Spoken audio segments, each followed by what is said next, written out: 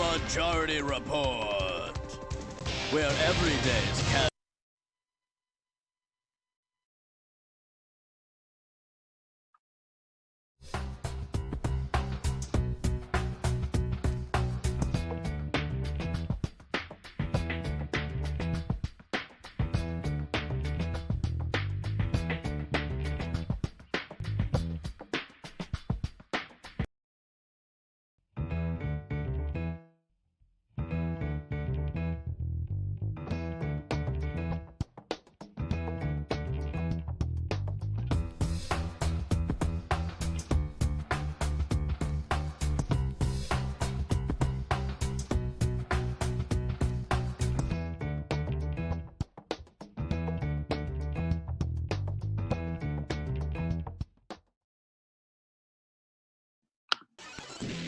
The Majority Report with Sam Cedar, where every day's casual Friday.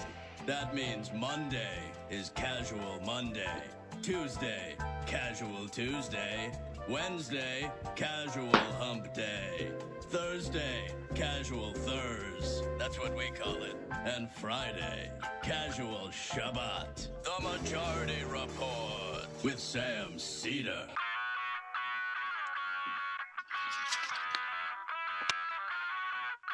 It is Friday, April 3rd, 2020. My name is Sam Cedar. This is the 5-time award-winning Majority Report.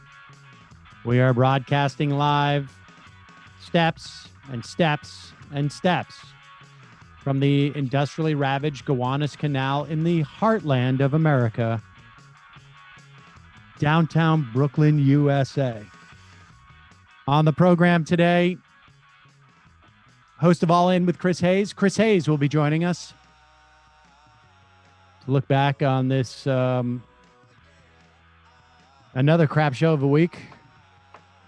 Also joining us will be H Jon Benjamin of some cartoons, stuff like that. Meanwhile, Trump et al. Really do see this crisis as merely a cash cow. Also on the program, it could be months before you see your relief check. And the U.S. Comfort offering little of its namesake. A listener tells us why. Meanwhile, Amazon smears a worker who complained of unsafety working conditions at a factory.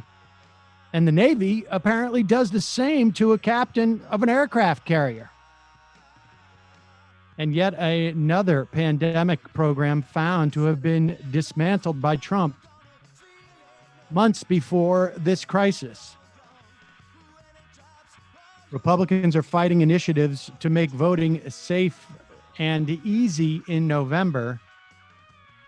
Meanwhile, people are correctly freaking out over Wisconsin holding its primary on Tuesday.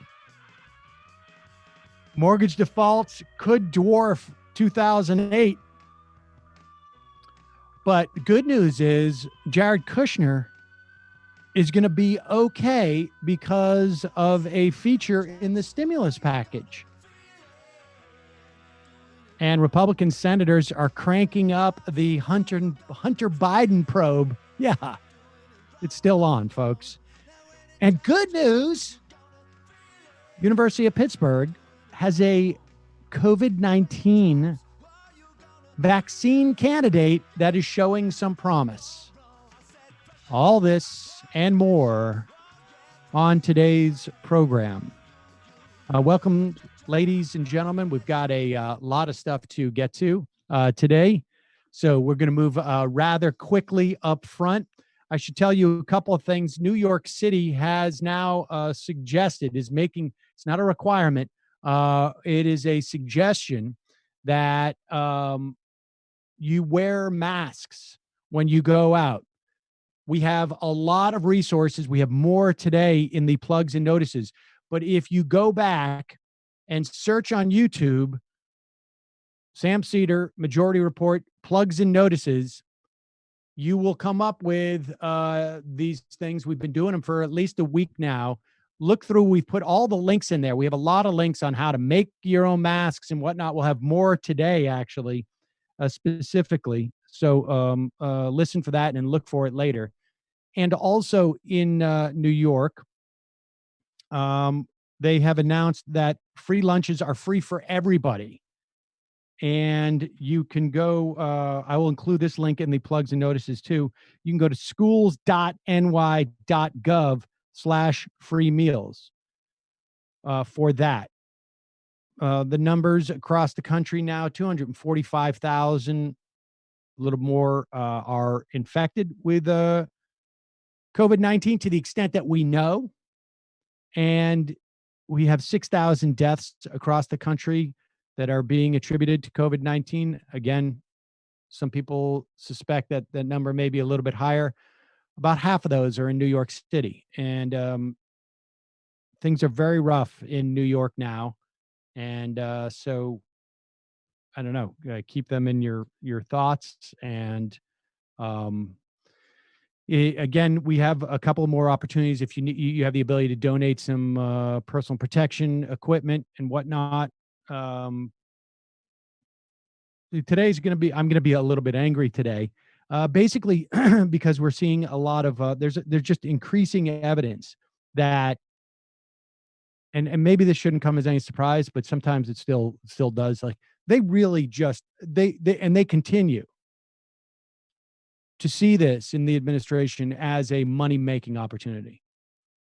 It's also could be a liability in terms of the election, but it is also just a money-making opportunity. And it is the relentlessness in which they pursue this, and the dynamic that exists where people who would otherwise speak up about these things don't. We have a clip from a Navy admiral who I am sure,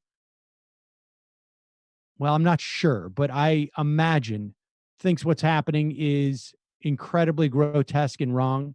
We have seen this probably with Dr. Fauci on some level where he sees this stuff and he's got to be like, this is insanity. But there's a dynamic that keeps people in check. Part of it is probably intimidation. Part of it for some others is like, it's my job as a naval officer to, the president is my boss. For someone like Fauci, it's like, if I leave here, they'll bring in Jared Kushner's frat brother whose, dad is a doctor, and he'll be in charge of this shit. And so things are messed up. Before we get to Chris Hayes, we will do our plugs and notices. Again, if you have a plugs and notice, plug or notice, send us an email at majorityreporters@gmail.com. Put plugs and notices in the subject heading. Also, I should just tell you more broadly, I did an interview for Ring of Fire that got a little bit bigger than I thought it would, and I think we're going to play it. It's available now for Ring of Fire members as of this afternoon. We will play it, I think, on this program on Monday. I'm not sure, with an epidemiologist who's in New Orleans, who answers just about every question you could have about COVID-19 that you have at this point. And he has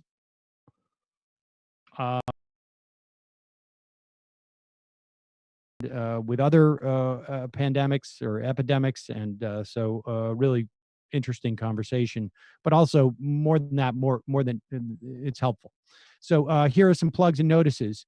PPE2NYC.com. PPE2NYC.com. That's for personal protection equipment 2NYC.com. It's a bunch of NYU med students organizing of personal protection equipment hospitals. I don't know who sent that. Apologies. Jason writes me, my sister's a chef in NYC, lives in Brooklyn. She's been helping this cause raise money for all the displaced service industry people. Restaurant workers are in dire need of your assistance. You can visit a bit.ly, that's bit.ly, bit.ly/RWCF donate to RWCF NYC has set up a national COVID-19 relief fund. So we will put the links in there. You can also go to restaurantworkersSCF.org, restaurantworkerscf.org for resources specific to unemployment, financial information, breaking news, and more. You can check that out. That's from Jason. Trey says the Swissvale Community Action Committee is a group in Swissvale, Pennsylvania. They are running a mutual aid program. We have a link for that in that area. You can check that out in the links below this in the description. Here is that site I told you about, masks. maskupusa.org, still in development, but they have links. They will provide information on how to make your own masks, and it will document organizations that need masks. You can go to @mask_up_USA on Twitter to help in that effort.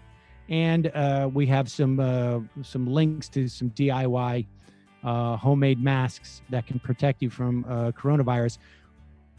The CDC is going to be telling us all within a couple of days that we should be wearing masks whenever we go outside. And I have a feeling that's going to happen for a while into the future. But in the meantime, the sooner that happens in your community, the better. The epidemiologist I spoke to the other day, and like I said, we're going to run that later, and new reports out today suggest that it's not just, spittle that can get this. In close contact and in speaking and breathing, you can pass it on. So that's what they're thinking at this point. Sasha writes, my job is at a small nonprofit nature center in Cornwall, New York. We're shut down right now. For most of our staff laid off, but I'm still working because we have over 40 species of live animals here that need taken care of. We also have 7 miles of hiking trails across 2 properties, and our trails and areas have never been busier. If anyone is in the area, it's 35 miles north of NYC in Orange County, looking for a place to walk and explore nature. It's a great place to walk with space to be far enough apart, social distance. The website is hhnm.org. If you go there, donate if you can. From listener Alex, Sam, I'm a member of Pensacola DSA. I want to promote 2 projects we've been working on here. One is a bit.ly link, bit.ly/Pensacola COVID needs, bit.ly Pensacola COVID resources. So that's a mutual aids thing. We've got more information. Again, links will be put in the description of this video and this podcast. Listener Al, can you please mention Narberth Community Food Bank at narberthcommunityfoodbank.org in Narberth, Pennsylvania? Dire need of a freezer. They have a GoFundMe. They need that freezer to get accept and store food for the needy in their community. Alexander wants to share another resource, mutualaid.nyc, mutualaid.nyc. And Mary reminds us of a 17-year-old who started a global coronavirus tracker available at ncove2019.live/data. All of those links will be in the video description and the podcast description that we put out. And you can send me more stuff at majorityreporters@gmail.com. Put into the subject line plugs and notices. And we will get to those. We do them about 4 days a week now. So don't hesitate on that. A couple of ads that we've got to read. I am very thankful for advertisers at this point. It's going to get a little bit hairier, and we're already seeing it in terms of YouTube, and we're seeing it in terms of these ads. So I'm thankful for these folks continuing to support the program to the extent that they can. The majority report in part today is made possible by Skillshare, and the first 500 people who go to skl.sh/majority report 7. Got to go to majority report 7. and you will get a free premium membership to Skillshare for 2 entire months. Um, Skillshare, as you know, is an online learning community that offers thousands of classes on almost any topic you can imagine. All classes are taught by experts in their field. They have classes on drawing, painting, photography, video editing, web design, running a small business, and a whole lot more. Almost all the classes are less than an hour long. Every class is split up into bite-sized lessons, so it's easy to fit Skillshare into your week, even if you have a busy schedule. For me, what I've been doing actually is trying to set Mila up with a video editing class that she is started to take. And I am trying to get her to make a little video, to do movies with Saul, um, because maybe that way they will stop screaming constantly in the house. But it's super easy. You can go back to it. They're in little chapters. So if you start one and you want to come back to it, you want to do, I don't know, do 4 at a time and follow it. It's very easy to do it that way.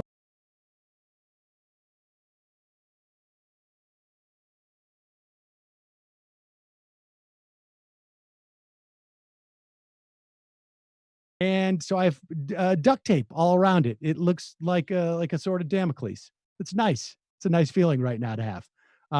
But the good news is Lamps Plus has been helping customers love their everyday spaces for decades as a leader in lighting innovation and product design expertise. And they are sponsoring today's program. And right now, Lamps Plus has an exclusive style. Fire your home office from lamps to office chairs to desk, whatever it is. Please, plus, you can browse a wide assortment of chandeliers, pendant lights, ceiling fans, wall lighting to accent your home with a fresh new look. And you can shop for every room in the house with their shop by room feature.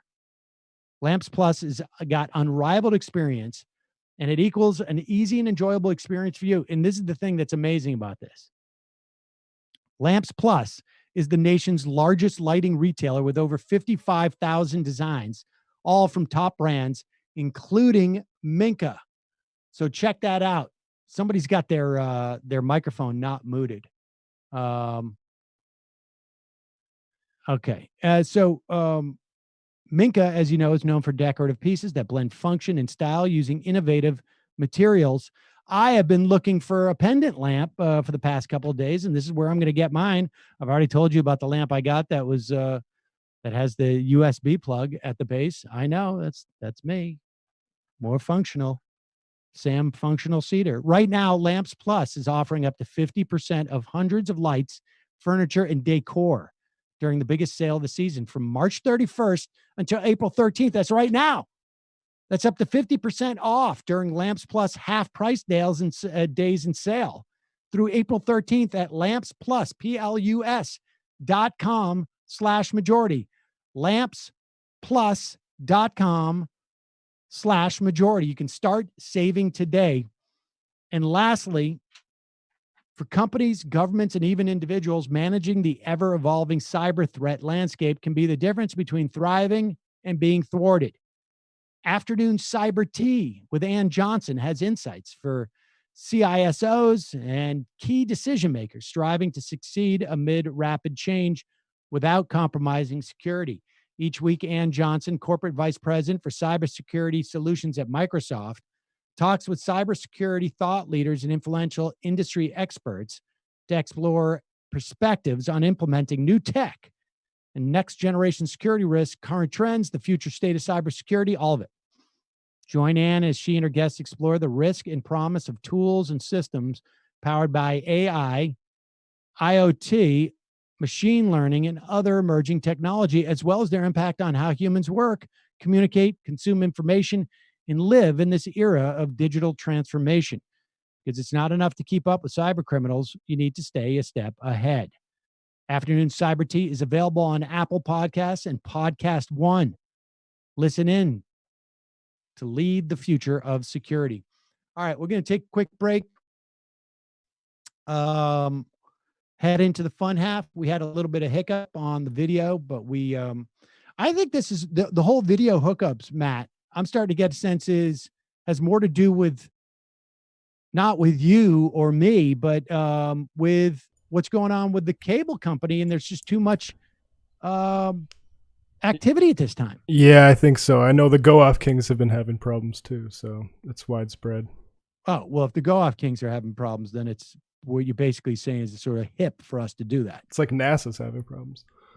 Canary in the coal mine, the Go-Off Kings. That's right. All right. Well, we're going to take a quick break. When we come back, Chris Hayes will be joining us right after this.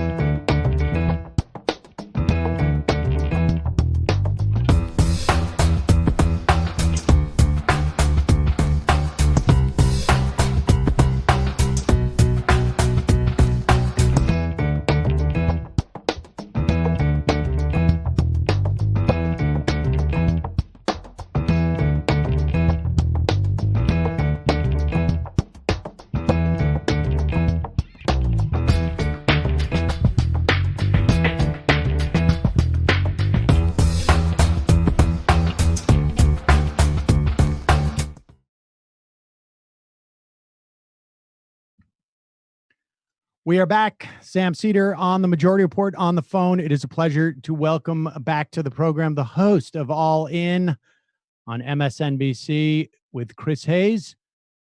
Chris Hayes, welcome back, Chris. How are you? Hi, I'm great, Sam. I mean, am I great? I'm not great. No one's great. Right. But, Right. We're here. We're surviving. And you're doing your show from your garage. Basically, yeah, a building right by the house. But we got a house upstate, and so easy access to it. I get home. It's nice. I get home in time to do like the last bit of bedtime for my kids, which is a huge improvement. It's funny. The kids have been reading Laura Ingalls Wilder, and the one they're on now is Farmer Boy, which is about which is the sort of fictionalized version of her husband's upbringing in upstate New York. Her husband's name was Almanzo, who lived on a pretty prosperous farm. But like the entire book is just like detailed descriptions of like household production. You know, like a whole chapter will be like, we built a sled, then we took the sled to go get the wood, then we chopped the wood, then we brought it back. And it's like, it's a reminder of like what life was like basically pre like industrialized capitalism, where everything was household production. And also that's kind of what our lives are like now. So there- it's so wild to like read about it every night. It's like, oh, and then they like slaughtered the pig, and then they like took the pig apart, and they made the like they rendered the lard, and like it's like we're not quite doing that, but it is amazing to have your life center around your like around essentially what we call household production. yeah, it's interesting. I got my daughter is actually now making bread. Yeah, which exactly. is which is nice. And she's actually fairly good at it. Turns out not that difficult to make bread. No, I'm actually, not trying to slag her, but like, there's all kinds of things. It turns out that like felt like, oh, like that's like painting the Sistine Chapel, but it turns out that actually like you can bake bread. Like you can figure out how to make bread. I'm trying to work out a still. But before we get into that,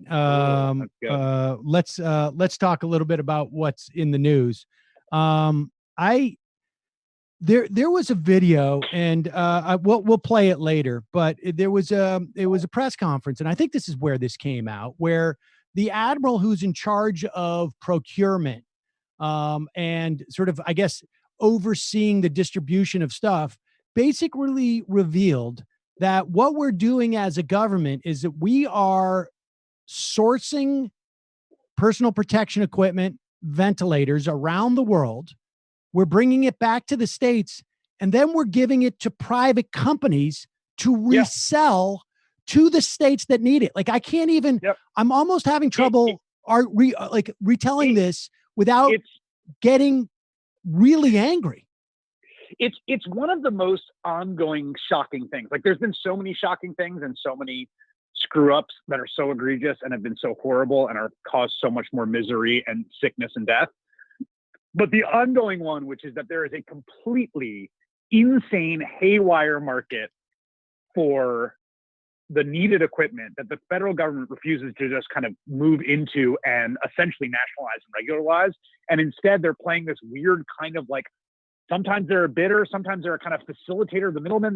I've had all these conversations with procurement officials and state of procurement folks in state offices and with governors themselves. We had a governor, I won't say his name, but there was a governor who was going to come on the other night and had to cancel last minute because there was like a shipment that was rolling up to his state of like masks, and then like they weren't there.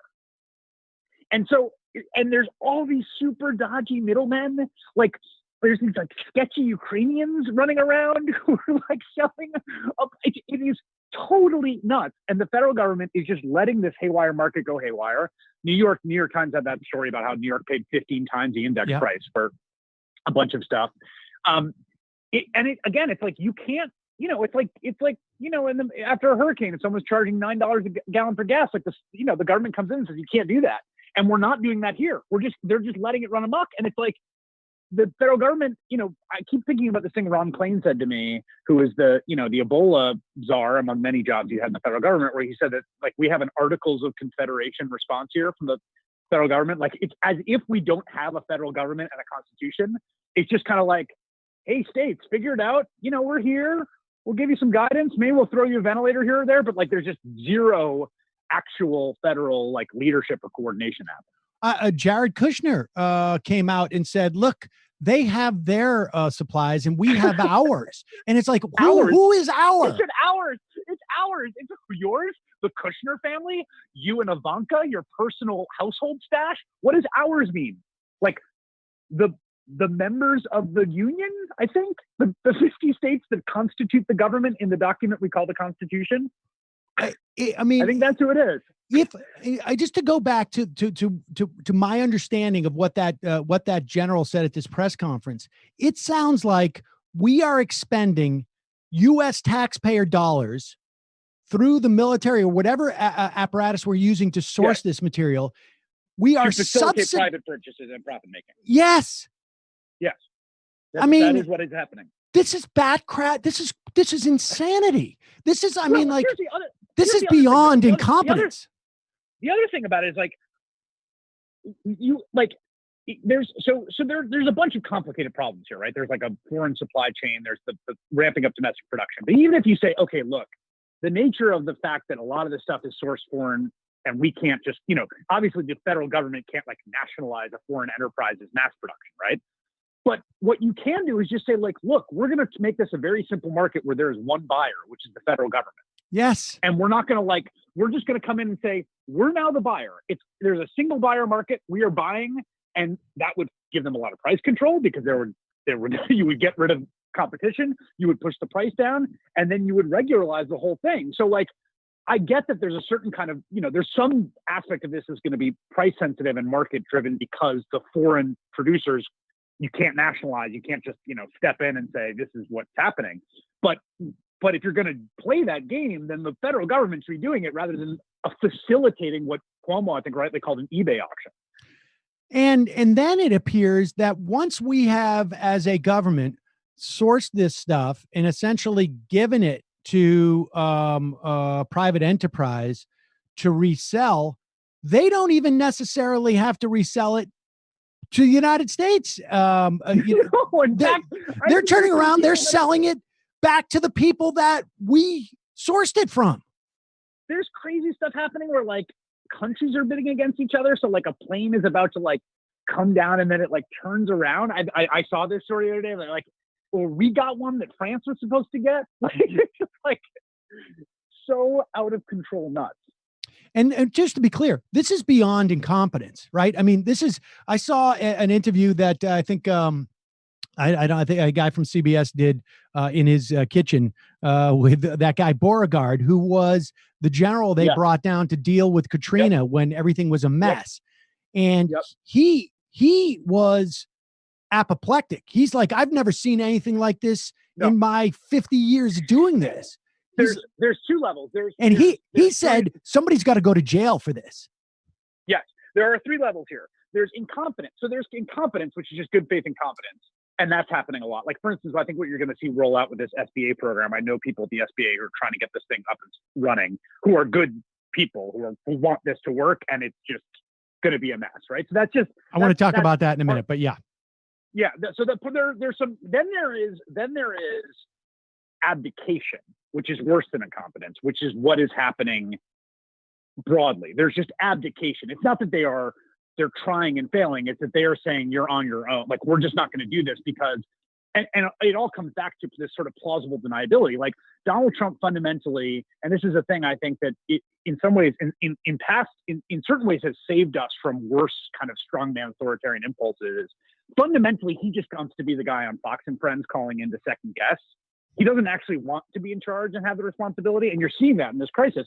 He's sort of A/B testing responses. Oh, it's a war. Oh, we're getting back to work by Easter. Oh, it's on the states. He doesn't actually want the responsibility of leadership. So what he wants to do is just be like to second guess everyone and kind of come out and do his sales spiel and not actually have control and authority and command, because then that gives him responsibility, which is like the last thing the world wants. So there's abdication, and then there's vendetta, right? There's the like, don't talk to the governor of Michigan because that lady wasn't nice to me, or like New York healthcare workers are stealing masks, so they're not going to get them. So there's like these ascending levels of horror here in the response, from like the lowest level being good faith and competence. That's like the best version of the things that are happening. Well, and then all the way up to like, oh, like you are pursuing a vendetta, a petty vendetta that will end up with people dead. But let me also interject. I think there's another one in there, and I think that the fundamentally, and I guess maybe just my time having lived up in a small town for a couple of years, I got a better notion of this, of watching people get into politics because they perceive it as an extension of their business. That I'm going to become a county supervisor. I'm going to sit on this board because I'm going to be able to throw low cost loans to my friend who has a food distribution company or whatever it is. And he's going to kick back to me some business from my accounting firm or whatever it is. Yep. And I think, what's clear to me, and I think I think at one point we're going to find out the reason why we didn't take that German test that the World Health Organization was distributing was just because there were too many moneyed interests who were like, oh, I want to be the guy who makes them here because I'm going to sell, 100 million of these units and I'm going to make $1 billion. Yeah, there are all sorts of like like, we don't have yet, because of the flurry of activity, like the reporting to bear out what all the money and interest are doing and all the corruption, like specifically, but there are just so many opportunities for corruption here and stuff. Even like, I keep being like the hydroxychloroquine or whatever, like, which again, like there has been a little bit of promise in that. There's been some studies, but like, you keep asking, like, does he know a person who's invested in it? Like, it's just, Right. everything comes, you got to ask this sort of simple cui bono question, because the guy is obviously like just insanely corrupt. And all the people, the thing about him too, the thing that we learned from like those Lev Parnas tapes is, and it's one of the sort of features of the presidency, is that it's so easy to get to the president. Right. So it's like some dude who's banking big on this drug because he's invested or he's got whatever, can get in the president's ear and so it's just this vector for corruption all the time, even if the president is naive to the corrupt person, right? Yep. Even if he's not in on it, it's just so easy to like come in with your sales pitch of some ridiculous thing that you're trying to make money on, a Ukrainian gas pipeline, a drug treat, like that's just so. Throughout all this, I just keep thinking of all the opportunities. You know, there was a Times article today that it was like Daniel Boulud was the one who got in his ear about restoring the tax exemption for business lunches. Remember that? He did that the other day? Like, very randomly was like, we got to go back to the good old days where you could like expense a free martini lunch. And then today the reporting was like, yeah, Daniel Boulud got in his ear about that. Like, the amount of people getting to him to push whatever freaking crazy private interest right now is just staggering to contemplate. Right. I mean, we saw something with Jared Kushner is going to benefit mightily from the provision of the real estate, yeah, of real and of landlords of low income housing, getting special favors essentially, which obviously you want to you want to keep people from being evicted. But I can imagine what those provisions look like because they're tailor made for his interests. So let's talk about, just to transition just a little bit, as to what you think the Democrats are doing at this point, because it seems to me, I mean, I can understand on some level, I have some sympathy for the political argument of like, you don't want to be out there going full hog with congressional investigations right now at a time of crisis. On the other hand, maybe you do, or at the very least, I mean, I'm definitely in the maybe you do category. I mean, my bigger concern is just the, well, there's a lot of concern. You need a deterrent at the very least. Never mind accountability, which could come later. You need you need this stuff to work. I mean, that's the thing. It's like, I don't.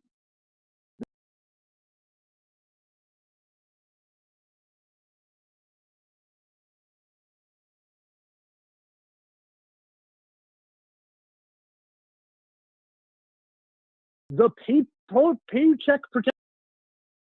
The idea behind the debit card, right? Like, was again, I don't want to, all this stuff. I don't want to minimize the sheer logistical bureaucratic challenges of all this stuff. Which my wife worked in the White. Like, I've been around people who work in government my whole life. My father's a civil. This is hard stuff. Right. But like, this is genuinely hard, unprecedented stuff. All this stuff is new. It hasn't been done before. But so the first level that you want Congress active and aware is just to make sure implementation works, because otherwise, like, it's going to be a disaster.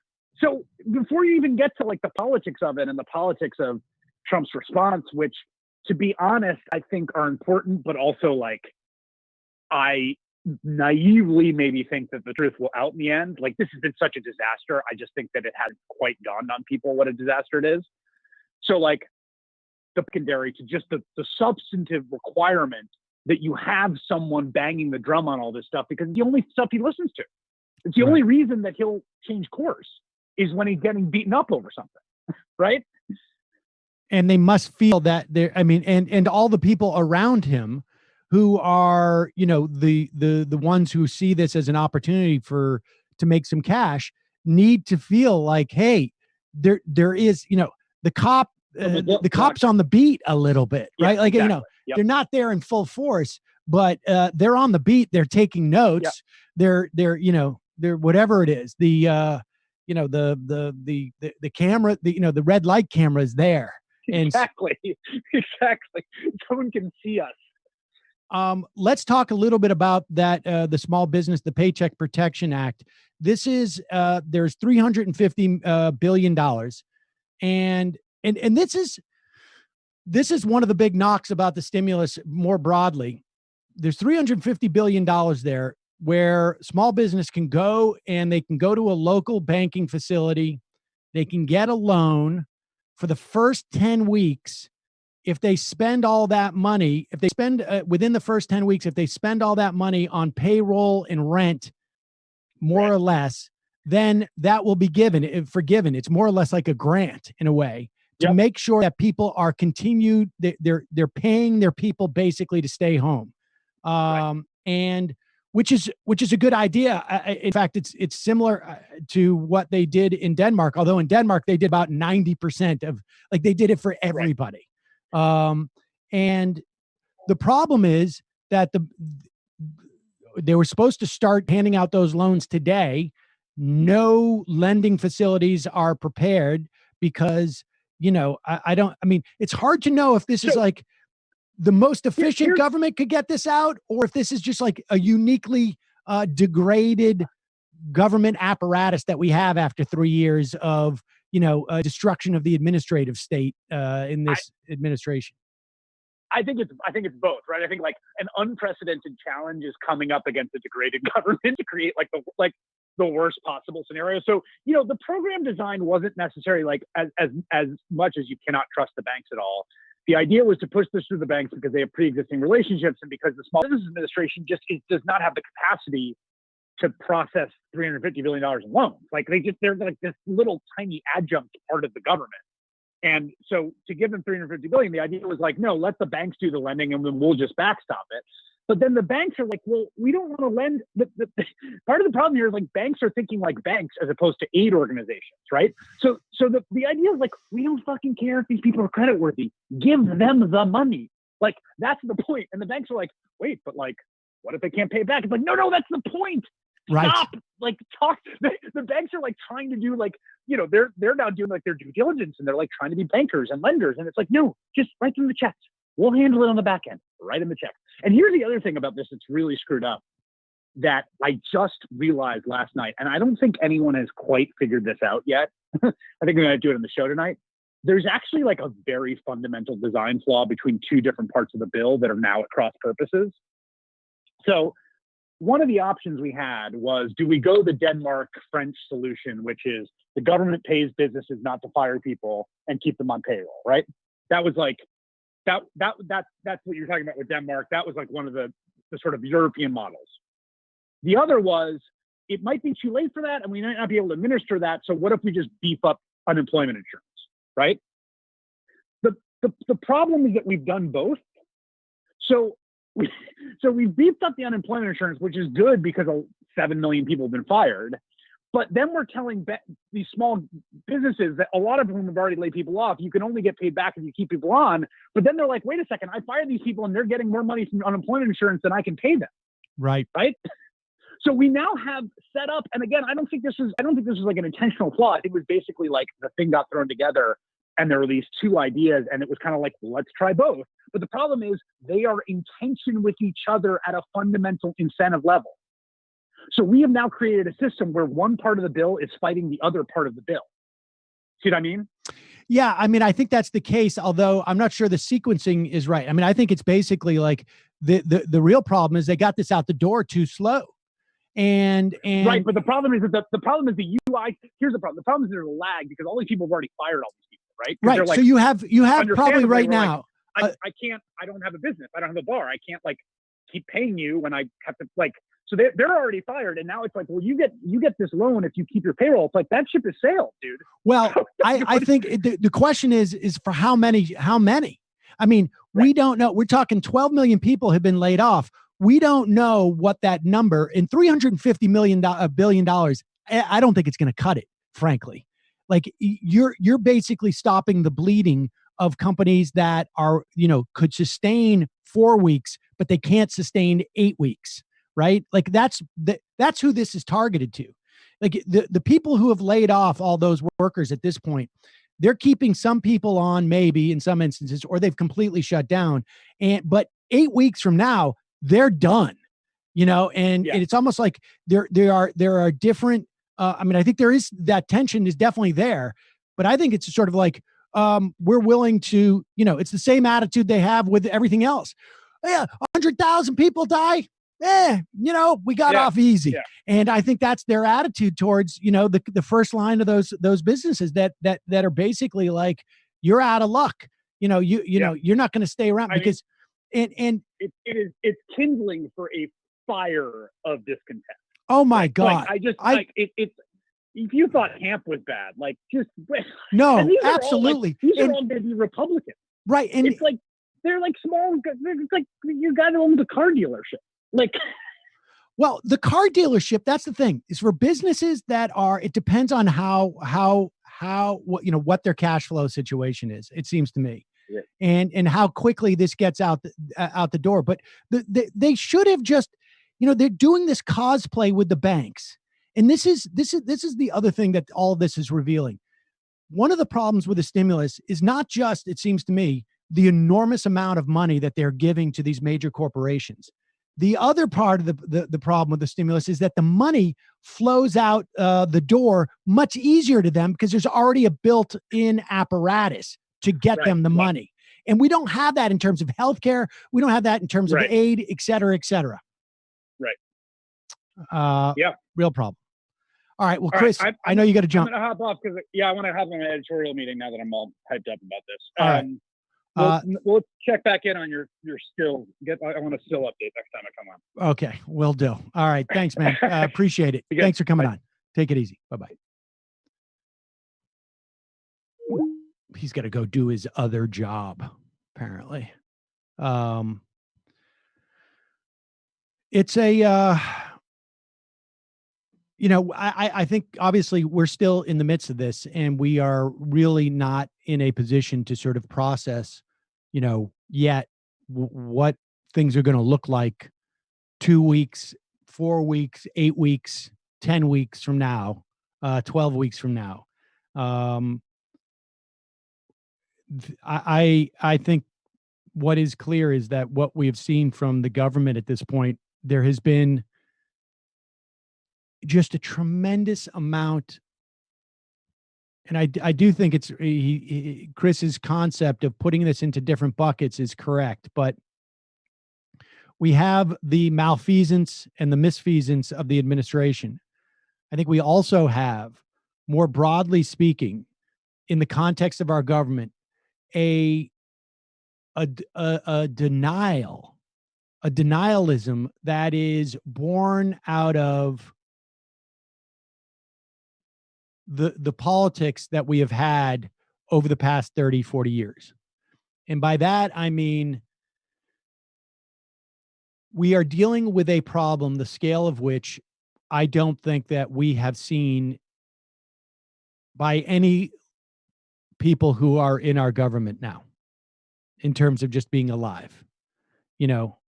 50 years ago, we're still in 1970, and Joe Biden is 20 years old.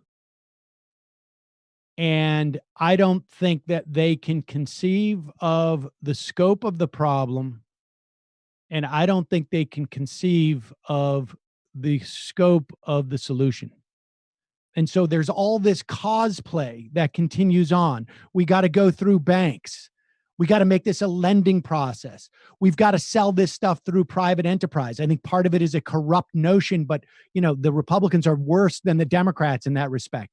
I mean, the Democrats at least would say like, well, we can suspend things for a while. And these guys are like, no, these are ironclad laws. We can't have the government delivering this stuff out. And it's a real problem. Let's play this clip. Jon Benjamin can wait a minute. That's all I'm saying. There's 2 clips I want to play that I think show the malfeasance. Maybe 3, actually. This is clip number 7. This is the Navy Rear Admiral John P. Polowachik. I don't know how to pronounce his last name. It doesn't matter. And he is being asked by Wajia Jiang, a reporter from CBS News. And I this is one of those moments where I think, like, as a reporter, you must be like, I can't believe this. And it really is stunning. There is an air bridge, which is essentially like they are the U.S. government is like sourcing and flying in this stuff, personal protective equipment and medical supplies from abroad to the U.S. And listen to this guy explain it. It is the White House reporter is also just sort of like, wait, what?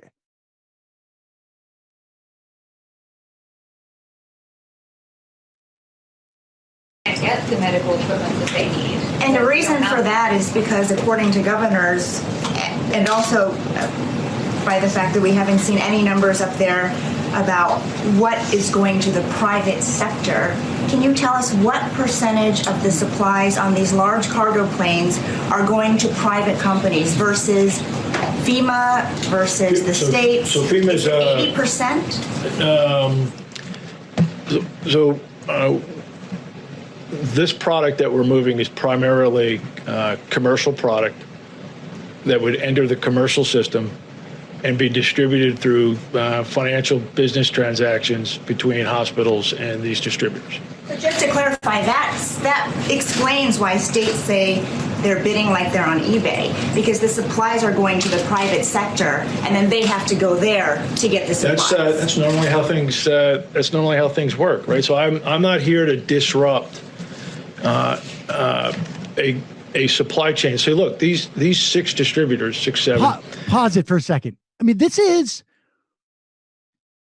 so effing amazing to watch this guy. And I imagine, I mean, every part of inside of him should be dying right now to have to deliver what he is delivering. And that is the best case scenario for that guy. What he is saying is that we are taking U.S. military airplanes. We are sourcing material all around the globe for hospitals to save people's lives. We are flying them back, and we are giving, as far as I can tell, 100% of that stuff to businesses to then basically auction off to hospitals and states who are in need of this emergency supplies. And his argument is, I'm not here to interfere with the market process. Well, how the F are they getting these supplies in the first place? They're doing it with tax dollars. They're doing it with military personnel. But this is a pandemic. This is an emergency. This is one of the most unbelievable dynamics that I think one could even imagine in this instance. This is like the functional equivalent of like, your house is on fire. The fire department comes with a, taps the hydrant and then transports the water to, Nestle. And then you got to approach Nestle and say, hey, can I get some of that water to put the fire out of my house? Well, I don't know. It's another fire down the street. How much money you got if you want this water? That's what's going on here. This is just, it's stunning. Just pull it back a little bit. Sector, and then they have to go there to get the supplies. That's normally how things. That's normally how things work, right? So I'm not here to disrupt a supply chain. So look, these 6 distributors, 6, 7, they have 600 to 700 warehouses. They have trucks to go to the hospital door every day. We're bringing product in. They're filling orders for hospitals, nursing homes, like normal. I'm putting volume into that system. I would say that we have the data now. So we put together this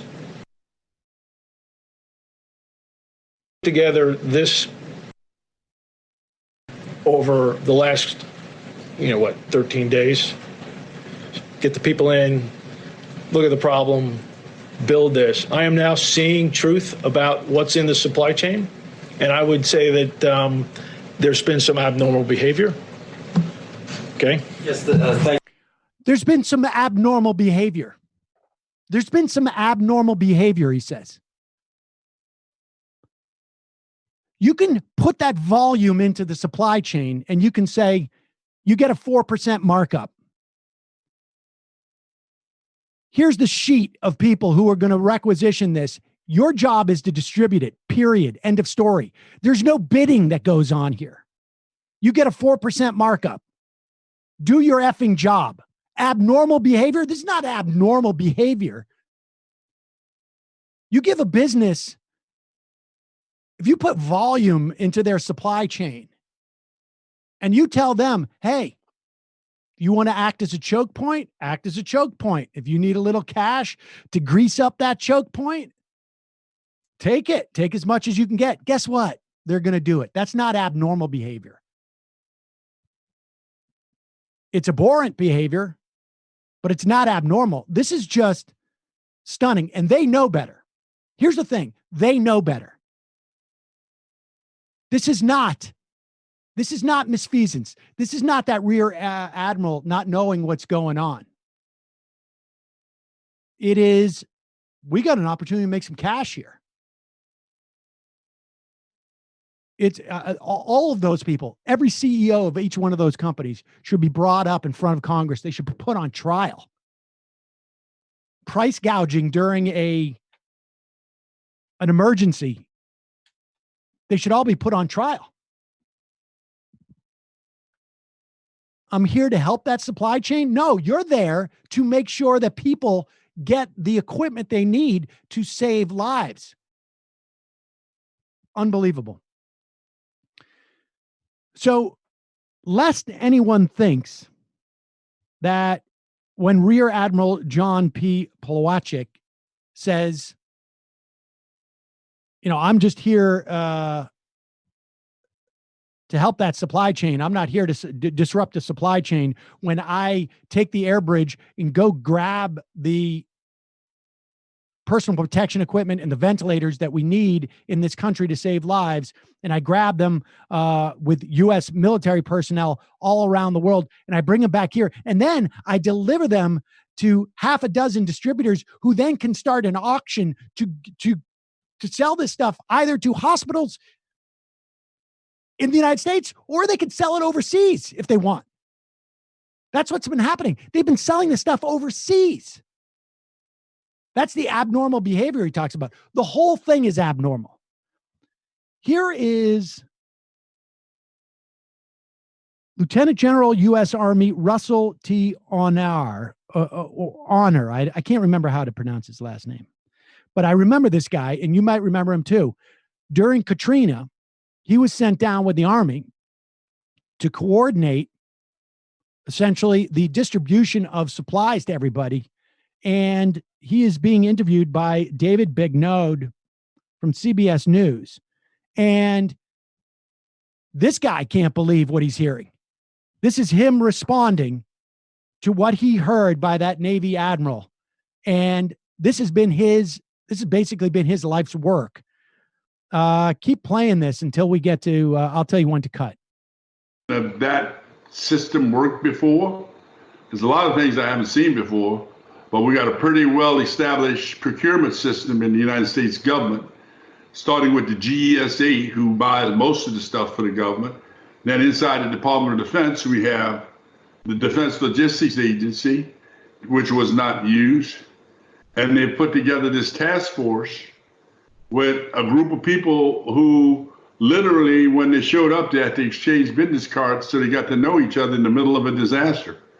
And now we find out that they are facilitating the air bridge, which is a throwback to the saving the people in Berlin, the air bridge. But the air bridge is bringing stuff and giving it to companies to sell to states and hospitals. I've never heard that supply chain before in my life. it has looked like they have let the literal wolf inside the hen house.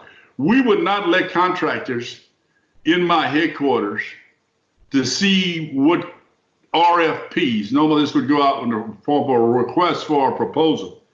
But it sounds like they're making these decisions in cooperation with contractors inside of government headquarters.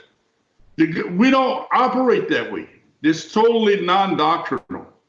But some would say, well, we never had a virus like this before. Well, we fought 2 world wars with this system. We fought Vietnam, we fought Desert Storm. We've done a lot of things with that supply system. And by and large, it worked. What they put together is something I've never heard of before. And there's a lot of things that happen. Maybe I'm just ignorant about it.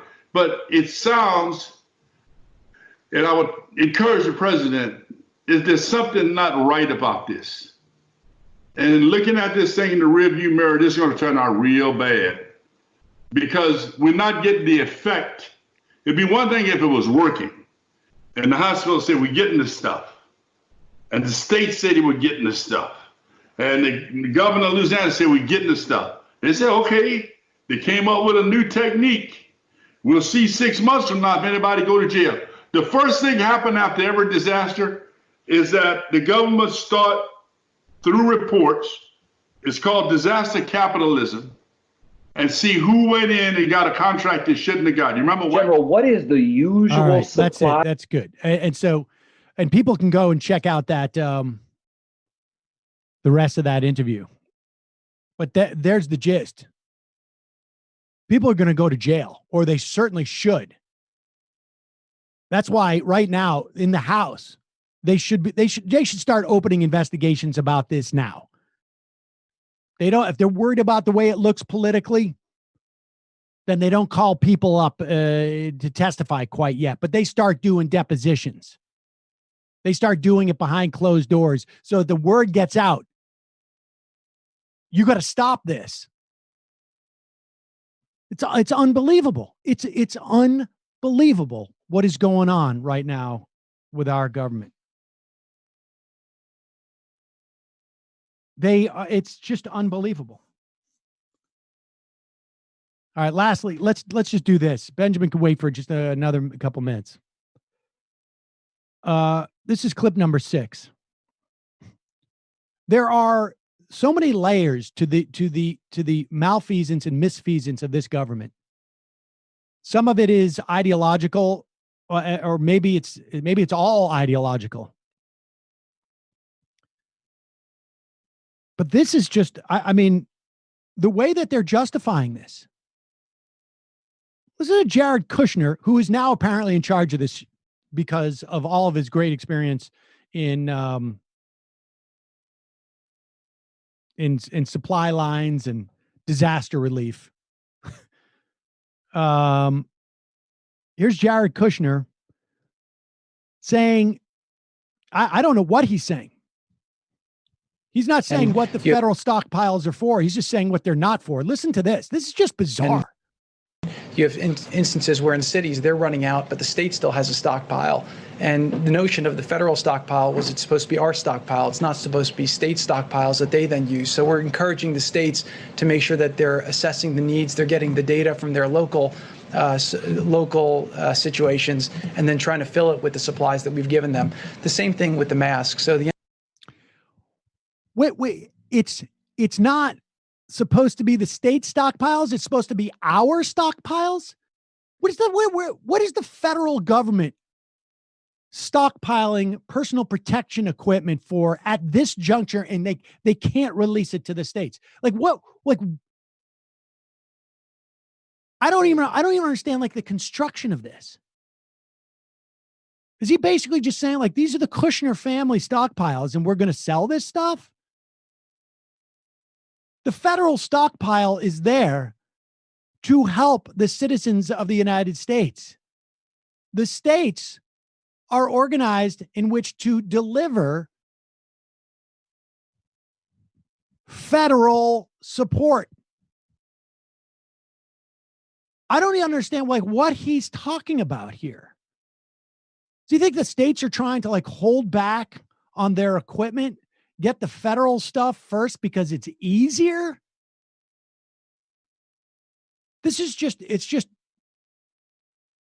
They are just trying to basically, Mike Pence is in there. The Koch brothers are in there. I know one of them's dead, whatever. I can't remember which one's alive. I don't really care. They're in there trying to push this idea, like this ideology. We got to do this through the market, even if it means that the United States facilitates the product that the market gets to sell. We still have an auction. Private enterprise needs to profit off of this. We also have to maintain this notion of states being their independent fiefdoms, competing with other states. That's just the way it is in America. This is driven by ideology, but to be fair, their ideology includes a tremendous amount of rapacious, if I said that right, capitalism. Thank you. Capitalism. And I know there's an argument that all capitalism is of that ilk, but it wasn't when Honore was, working in these other endeavors.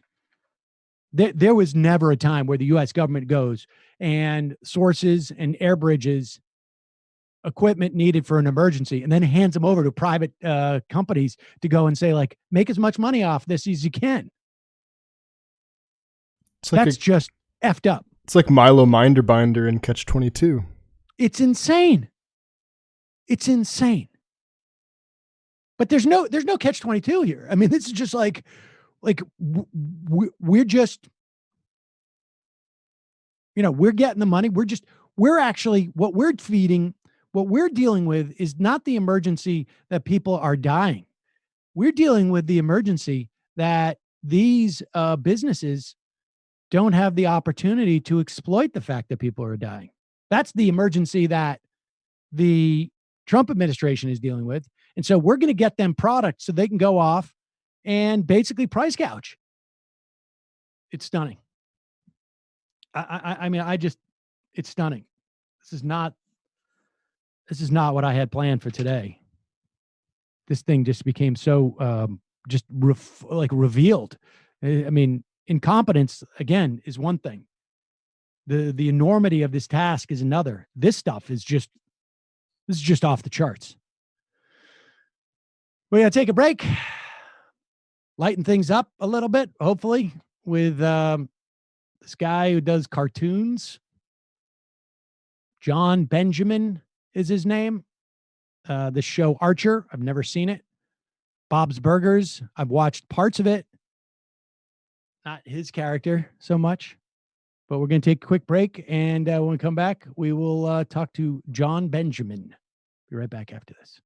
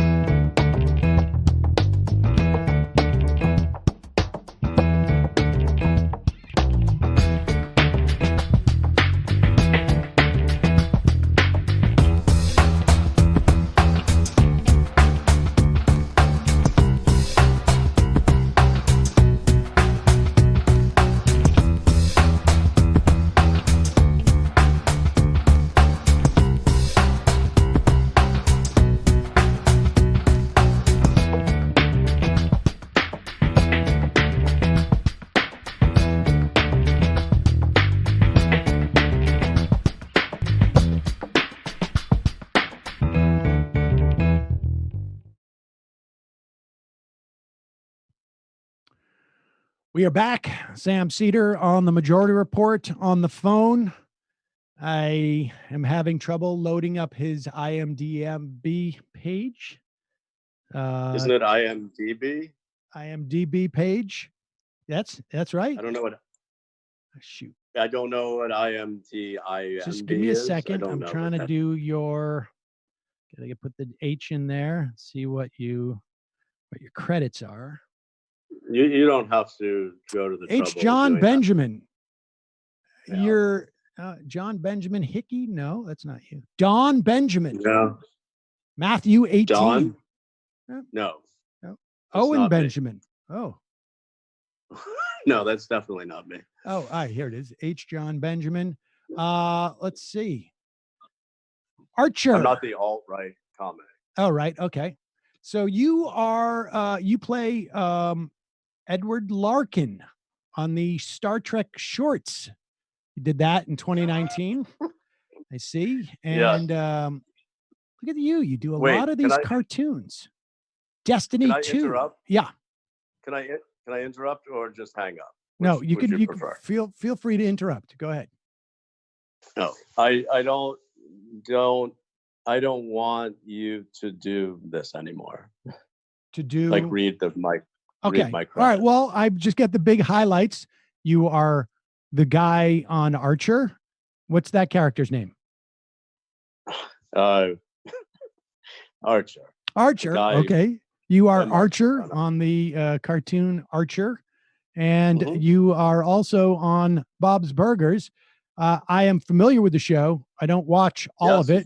You've been on it for a little bit, like you've gotten a few. I think you have a small role in that. Well, that's the ones that's what I've watched. And I think it's pretty good from that narrow perspective. And you, of course, play Bob on Bob's Burgers. Is that correct? That is your specialty, narrow perspectives. Yes. Well, that's the one that I watch, and that's good. And so But tell Sam, before you get argumentative, I mean, you already are. I'm not being argumentative at all. I mean, maybe it's just your tone. I assume, I don't know if do you talk this way to everybody? I mean, people, all the cartoon people I talk to, sure. But you're aware of Bob's Burgers because you're a part of that show. You have a small, very, very, very small part of that in that show. So you're aware of it. I'm aware of it. Yeah. No, I'm in it, and I'm not defined by it. I mean, in the way that some people are. Like, who do you play in Bob's Burgers? I play Bob. Oh, okay. Now, John, let me ask you this. You do a lot of like animated stuff. What are you hiding? What are you afraid of? You mean like in the world? Well, I'm just curious, like, why always do you need this facade? You're making a qualitative judgment about that particular sector of entertainment. No. I'm making it's less than live action. That's what you're saying. No. I'm not here. That would be a quantitative actually assessment, but I'm not here to make that type of assessment. I'm just asking. No, that was not quantitative. No, there's not. You said less. There's not less amount of animated shows versus live action shows necessarily, unless you're aware of that. Well, you were arguing that I was arguing that I was making an assessment that it was of less quality or value. That's what you were saying. That's no, that's not what I'm saying. I'm making a judgment of you personally. What I'm just curious. This is like a, this is a, one of those inside the actor's mind thing. Like, what are you so afraid of that you need to be represented by a drawing as opposed to your, like who you really are? A what? A drawing. Wait. An animation. An animated figure. A drawing. Drawing. Not a drawing. Correct. What is a drawing? A drawing. Are you speaking like Old English? It's Friday. It's casual Friday. I'll do that. You're you're like having trouble pronouncing your words. A little bit these days. It may be, I'm perfectly happy to be represented by drawings. I think drawings are nice. People People have been drawing since the beginning of time. They certainly have, John. And so, Yes. well, so let me I ask. think being represent, like it's a very viable creative way of expression. Well, I'm not. Animation. I want to make it clear. Drawing. I'm not knocking drawing or drawing or animation or any of that. I'm just curious from who is your favorite drawer, do you think? Like Charles Schultz. Who's your favorite drawer? The guy from the Letter Hack podcast. That's my favorite one. I don't know that. Well, he does a lot of Majority Report drawings. But my point is, John, is really getting back to you. It's not about drawings or any of that. It's about what makes you tick.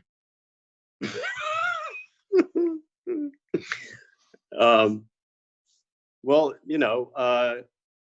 you've been in like you're sort of semi into animation in a way, and you're represented. You do shows online, right? Like where you don't see your face. No. So you're not unfamiliar with this kind of stuff. No. But what makes me tick as a person? Forget that. Yeah. What's happening with your new album? There's no new album. No? Got canceled? No. Well, there's like a big, I'm working through some ideas. Okay. But nothing yet. No follow-up? No companies come to you and said, we liked your last album and most people who came to me came like with the opposite assessment. Didn't like your album. Did you get offers to not make another album? I did get a upfront money to not do any more music. Yes. All right, and people should remember. Maybe we could flash up a picture of not many his people. last. Not many people know about that project because it was. What was the name small. of it again? I should have. It was like I should have. Well, I should have. Well, I should have, and then there was an asterisk. Learn to play the piano, right? Learn to play piano. And that was, if I remember correctly, It was my first foray into jazz music. Now, my understanding, a couple of those jazz artists who played with you on that album, as you worked through your lack of ability at playing the piano, they've since left the business because they became so disheartened after working on your project. That is not a true statement. Are you sure? I don't believe so. I think they're all working jazz musicians still, and I know one, the sax player definitely is still playing despite being on my album. All right. Well, it's good that at least one of them and it's like unimaginable retain their love of music after that experience. Yeah. No, I mean, they were unhappy in the moment, but I don't think that made them stop playing jazz. They were all very good at it, and they still continue to play, I imagine. Right. They have not contacted me since, I think probably out of spite, but I think that they still play. Right. It's probably not spite. It's probably just genuine dislike. Disinterest. Yes. Disinterest. And dislike. Let me ask you this, John. What are you doing during this time? Like, is Archer on break? Is Bob's Burgers on break? How do you deal with this? Well, this is like, both are trying to figure out how to get back into production. And like, to answer your question seriously, which I assume you don't care. Right. Both shows I think are still in production technically, like they can work from home because the artists and the animators can, were given their computers and they can take them home. They can still work on the show. Archer, I think, is trying to come out with new episodes in May, And I think they're on track to do that. But the problem is recording the actors now, because there's no way to do that. So they're trying to figure out a way to do that. I mean, recording devices? I don't know. Somebody is sending me a microphone, I think, by via mail to test whether it will work. But it has to do with the quality of the sound, I guess. And you're aware of that because you built your own studio. That's true. That's not. It's a little bit tricky to get that kind of cartoon quality sound that you need. You would be surprised how serious they are about sound quality. I am not surprised by that, John. You'd be surprised how little surprised I am by that. But let me. Well, you care about sound quality, I think. I do. I don't obsess over it. I get the product out there. I don't sit around thinking, hemming and hawing about, But that said, be a great time for Hugo to be in. I mean, the health inspector would be a really good character to introduce, probably into Archer too. There's no reason why it should be just on Bob's Burgers.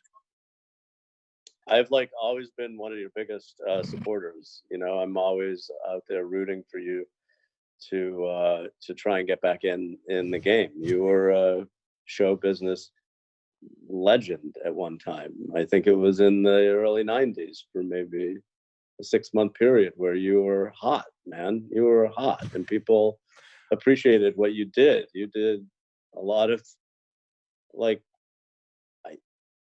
I wouldn't call it amazing work, but I would call it you did work then. You worked. That's correct. Well, thank you. That's very appreciate your recognizing that. People sought you out for that short window of time, and then that faded away really quickly.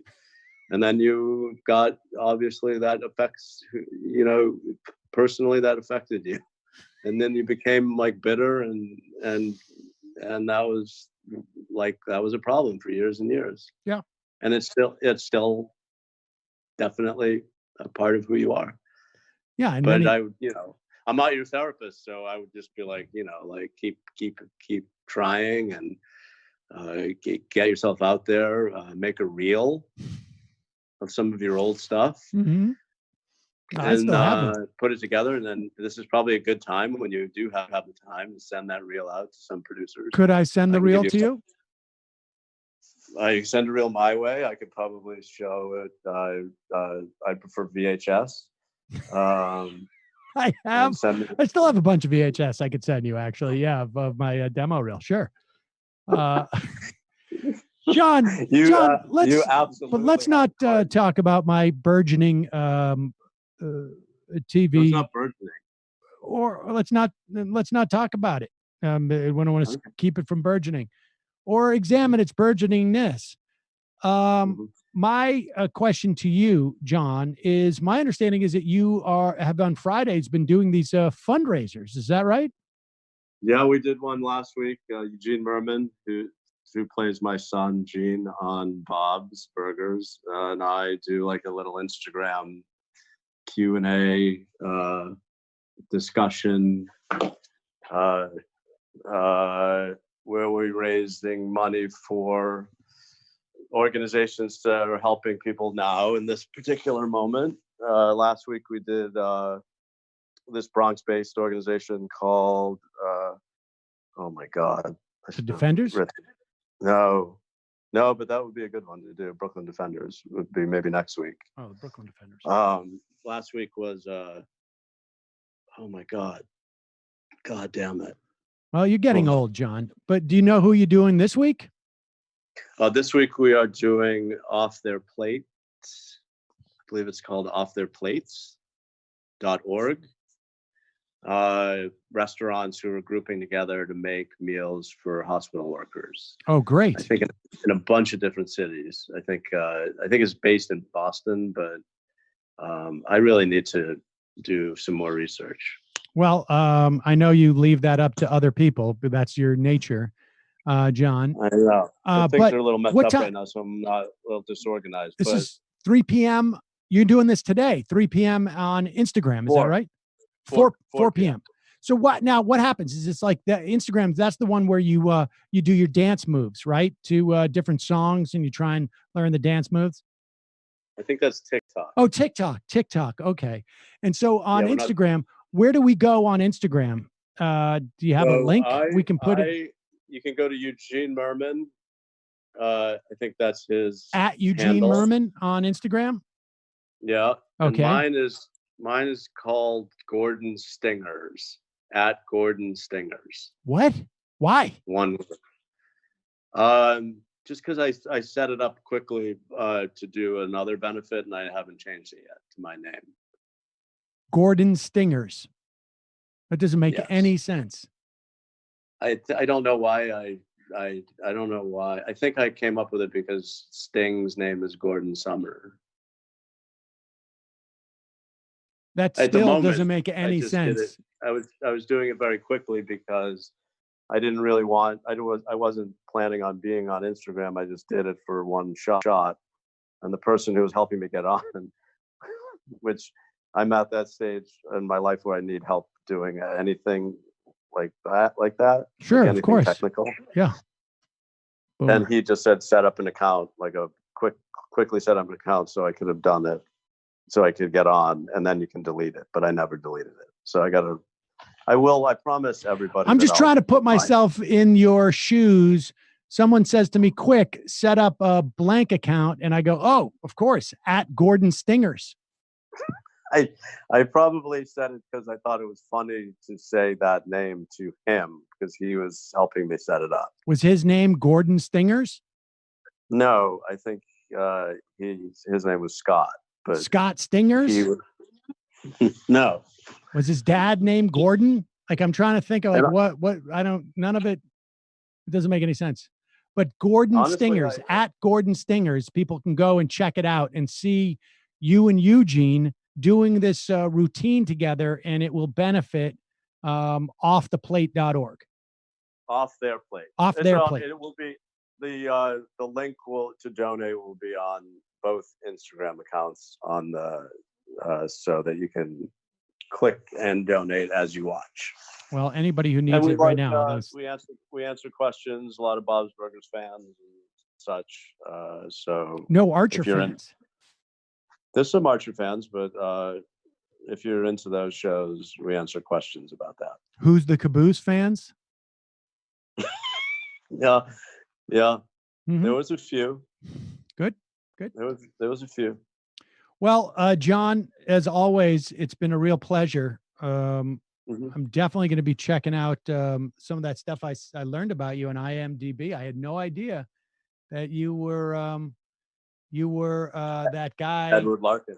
That you were in Wormwood. I didn't realize that. I don't know what that is. That you were in Demons of Dorian Gun. I didn't know that you played Wormwood in that. I don't know what that is. Well, what about when you were Officer Glimmer on The People of Earth? I'm gonna check that I remember out. that. I remember that. And that was I remember that. I was a guest. I had a guest role. Wait, but didn't you also play Kevin on the Gaffigan show? If I'm not mistaken, you played Kevin. And the Bible story. I have to go. Okay. All right, Jon Benjamin. Thank you so much for your time today. I really appreciate it. Always. Well, you're always on the phone when we talk. You say always a pleasure, but that's okay. It doesn't matter. Well, all right. I just need to maintain a certain amount of credibility with the audience. So you were definitely on the phone. Bye-bye. Bye-bye. There it is, ladies and gentlemen. Jon Benjamin, head over to at Gordon Stinger or at Eugene Merman on Instagram to catch what they're up to today. Those two together, watch out. It's crazy. And they know all the inside dope on Bob's Burgers, stuff that they would never, ever, ever reveal to me. So check that out. Let's take a quick break, head into the fun half of the program. Folks, just a reminder, it is your support that makes this show possible. You can become a member today by going to jointhemajorityreport.com. Jointhemajorityreport.com. If you are one of those folks who are worried about your financial situation, if you are under financial stress, if you're a member now, head over, cancel. We have a mechanism to help you out. If you are one of those people who want access to the show, but you don't have the resources, or you're worried about what your resources are going to be in the near or midterm, send us an email at majorityreporters@gmail.com. Put in the subject line like hookup or something to that effect, so that, we can weed through. We're getting a lot of emails these days. We will hook you up. If you're one of those people who've been thinking about joining, but you haven't, and you are not one of the people who are worried about their financial situation, now's a good time to join. Like I say, you can do so at jointhemajorityreport.com. We are going to, I'll talk about that on Monday. But on Monday, we're going to have play an interview from Ring of Fire Radio from an epidemiologist that I think just too important not to share as many ways as that we can. But also justcoffee.coop, fair trade coffee, tea, or chocolate. Use the coupon code majority, get 10% off. Sign up for the AM Quickie. 7 minutes in the morning, give you the news to start your day very quick. Thus, the Quickie. You can do so anywhere where your podcasts are served, amquickie.com. Also, don't forget the Noma Key Show. She just came out with a new episode, I think last night. You can check that out at patreon.com/the Noma Key Show, or Nomiki Const on YouTube, youtube.com/Nomiki Const. Also, don't forget TMBS this week. It's live Tuesday night, available at patreon.com/TMBS or youtube.com. The Michael Brooks Show. You can also find new episodes of the Antifada. Jamie's been cooking up those things. Patreon.com/the Antifada. And Matt, what's going on with Literary Hangover? There will be a new Literary Hangover tomorrow on Afroben's The Widow Ranter. We talk about, it's another episode on Bacon's Rebellion, which is interesting for a number of reasons. So patreon.com/Literary Hangover. You guys are really like full on into that Bacon's Rebellion. It's, everything is there. It was all written before us. How many times have I said that? All right, quick break. See you in the fun half.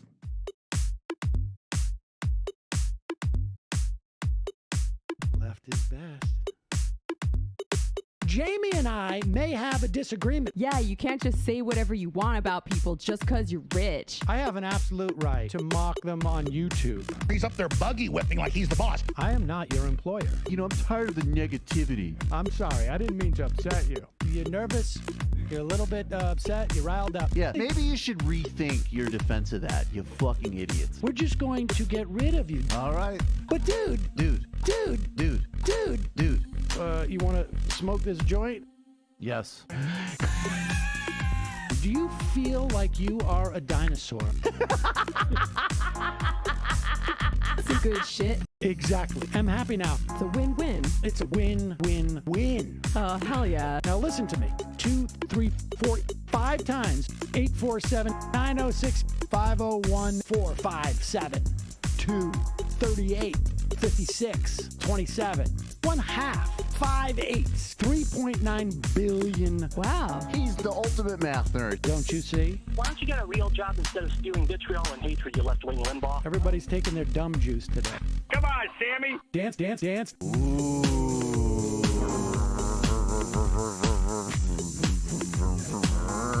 Rand Paul. I had my first post-coital scene with a woman. I'm hoping to add more moves to my repertoire. All I have is the dip and the swirl. Fine, we can double dip. Yes, this is a perfect moment. No. Wait, what? You make under $1 million a year. You're scum. You're nothing. Excuse me? Fuck you, you fucking liberal elite. I think you belong in jail. Thank you for saying that, Sam. You're a horrible, despicable person. All right, gonna take a quick break. I want to take a moment to talk to some of the libertarians out there. Take whatever vehicle you want to drive to the library What you're talking about is jibber jabber. Classic. I'm feeling more chill already. Good. Donald Trump can kiss all of our asses. Hey, Sam. Hey, Andy. You guys ready to do some evil? Hitler was such an idiot. That guy might be a Nazi. Agree. No. Death to America. You. Yes. Wow. Wow, that's weird. No way. Unbelievable. This guy's got a really good hook. Throw our hands up. Ooh. Wow. But Sam, I gotta get off. No worries. Let's. I want to just flesh this out a little bit. I mean, look, it's a free speech issue. If you don't like me, Hey, shut up. Thank you for calling into the Majority Report. Sam will be with you shortly. we are back. Sam Cedar, fun half, ladies and gentlemen. 646-257-3920 is the number. Let's go straight to 224 area code. Who's this? Where are you calling from? Hi, can you hear me? I can. Who's this? Hi, my name is Erin. I'm calling from Chicago. Well, no, I live in Chicago, but I'm in rural Illinois right now.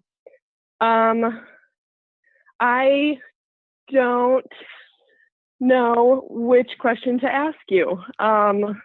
Ask both. Okay. I'm concerned that the momentum that Bernie built in 2016 and displayed up until Super Tuesday is sort of being, I don't know, it's like in limbo right now. And a lot of like, even people in my classes, other college students are like, yep, we're not ready for Medicare for all. Bernie should drop out. And yeah, I don't know. Do you think Bernie should drop out, I guess? It's unclear to me, that there's a problem with him being in the race. Let's put it that way. Like, I think it is, the latest polling has come out, and Biden, at least in terms of that polling, has taken like a 39 point lead at this point. I mean, I think it is my sense that the Democratic primary electorate has lost its appetite for any part of the race. I personally don't think that there is an argument for him to drop out at this point. Like, I think it's helpful to have him there still in a position to sort of, drive the narrative. It's one thing to say that Medicare for all would not have prevented this. I think that's true. Obviously, it wouldn't have prevented this. There are some instances where I think people would have had more access to health care a little bit quicker.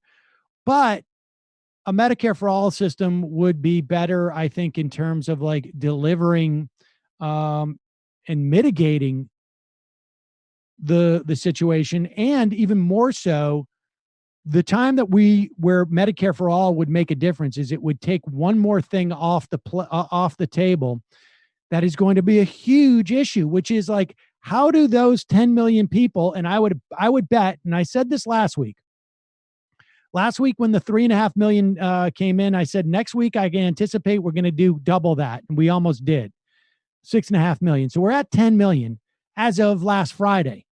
As of today, I'm betting we're close to like 12 to 14 million unemployed. And the question is, how are those people going to get health care? And if we had a Medicare for all system pre-existing, that answer would be, we don't have to worry about it. That's not even a question. We already know. And so I think the need to go there is going to be a lot clearer. Joe Biden, the Democratic Party, They just seem to be saying like, you know, Donald Trump has screwed this up. It is not incumbent upon us to give any answers, responses, suggestions that could actually deal with this. Let's just get out of the way so that he, basically has enough rope to hang himself. And, as a strategy, I think it's very short-sighted, but it might be helpful from an electoral perspective, basically considering because they have nothing else to offer. So I don't know. Do I think he should drop out? I don't think it matters to the primary race. I think it's helpful to have him there and, to keep the conversation alive. But yes, I'm not surprised that you're getting that kind of response. Yeah, it's discouraging, but well, I guess we'll have to see if that strategy from the Democrats backfire, because that's kind of what they did with Trump in the media in 2016, and he kind of just made it work for him. So we'll see. I think that's true. We're in a very different environment, obviously, now. And Joe Biden is, from a policy perspective, not terribly different from Hillary Clinton.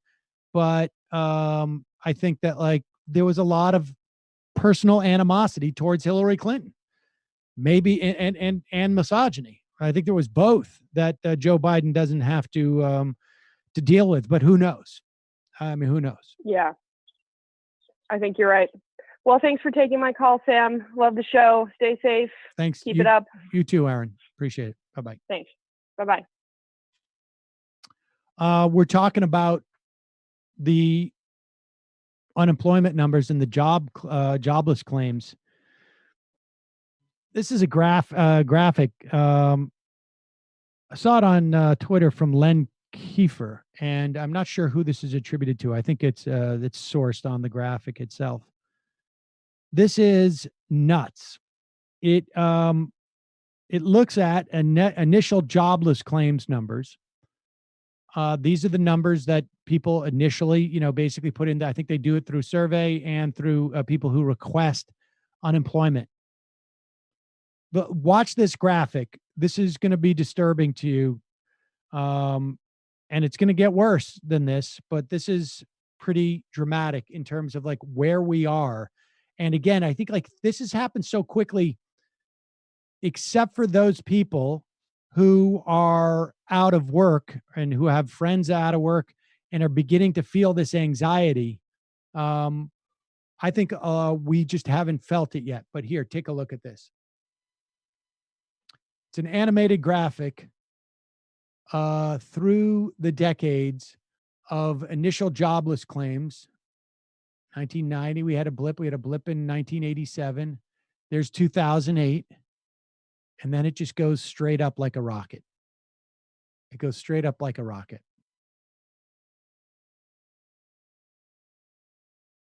And that is seasonally adjusted too, folks. The last big one we had was, I think it was 400,000 more or less. Seasonally adjusted, it would have been 900,000. So that's there in this graphic. And that's pretty stunning. Maybe it was 700,000 was that seasonally adjusted. Look at that. We have another one that is, this is percent of the labor force. One is just sort of not a function of how many people are actually working, but this one is a percentage of the labor force. This one's even more dramatic.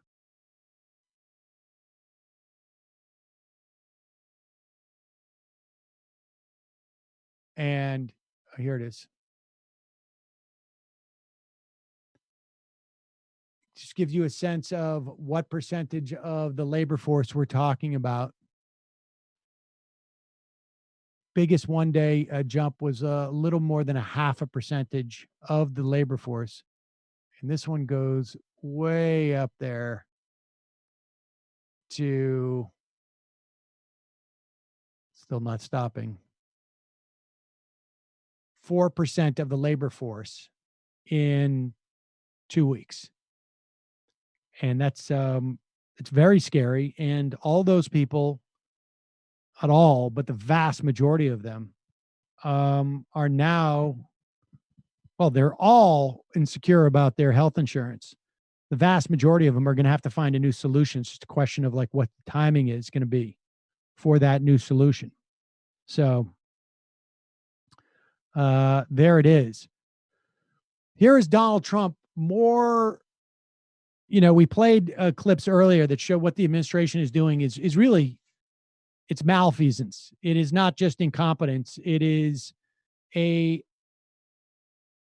purposeful decision to allow people to make money off of this tragedy at the expense of lives. There's no other way to put it. I mean, that's exactly what's happening.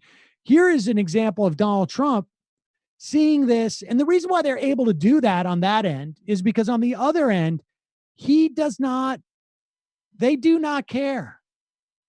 They just do not care about this in terms of like the cost to people. And I don't even think that Trump cares about it in terms of the cost to people from an economic perspective, except for how it impacts his electability. Case in point, here is Donald Trump at the White House press room. This is from yesterday.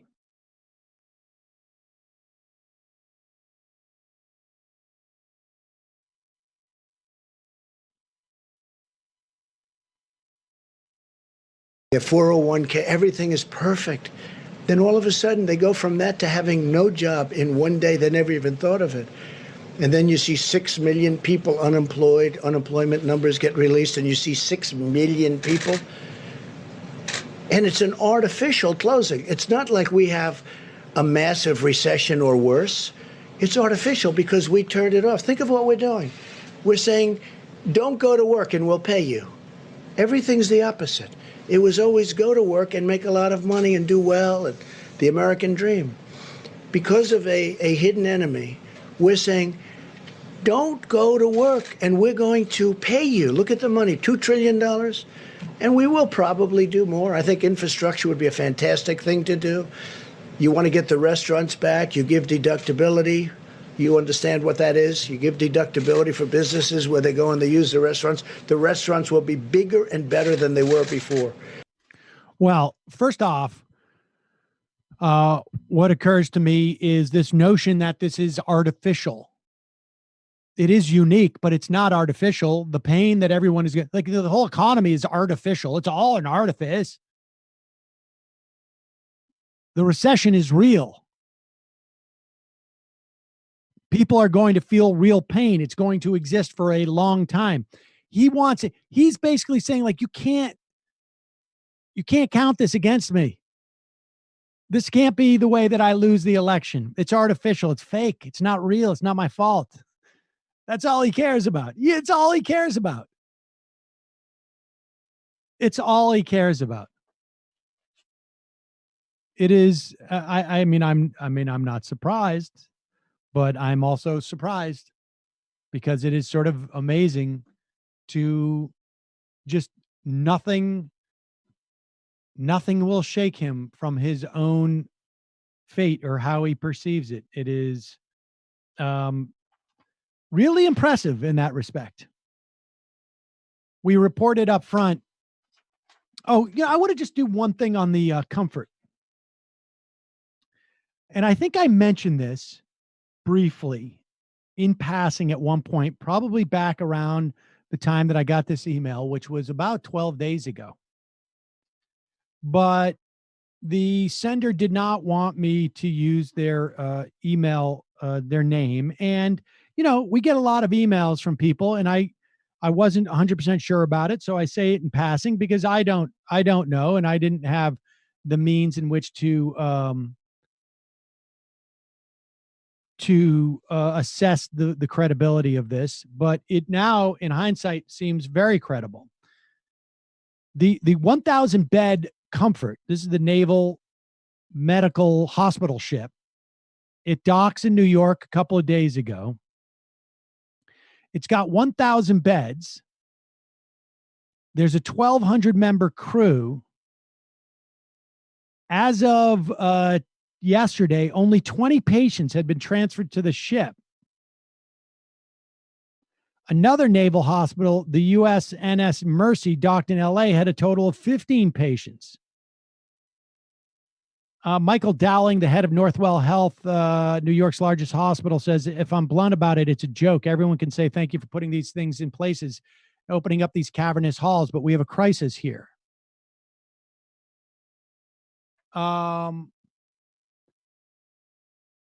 Supposedly, it's a tangle of military protocols and bureaucratic hurdles have prevented the comfort from accepting many patients at all. It has strict rules preventing people infected with the virus on board. And the reason for that comes from this email that I received from a listener whose name they would prefer not be used.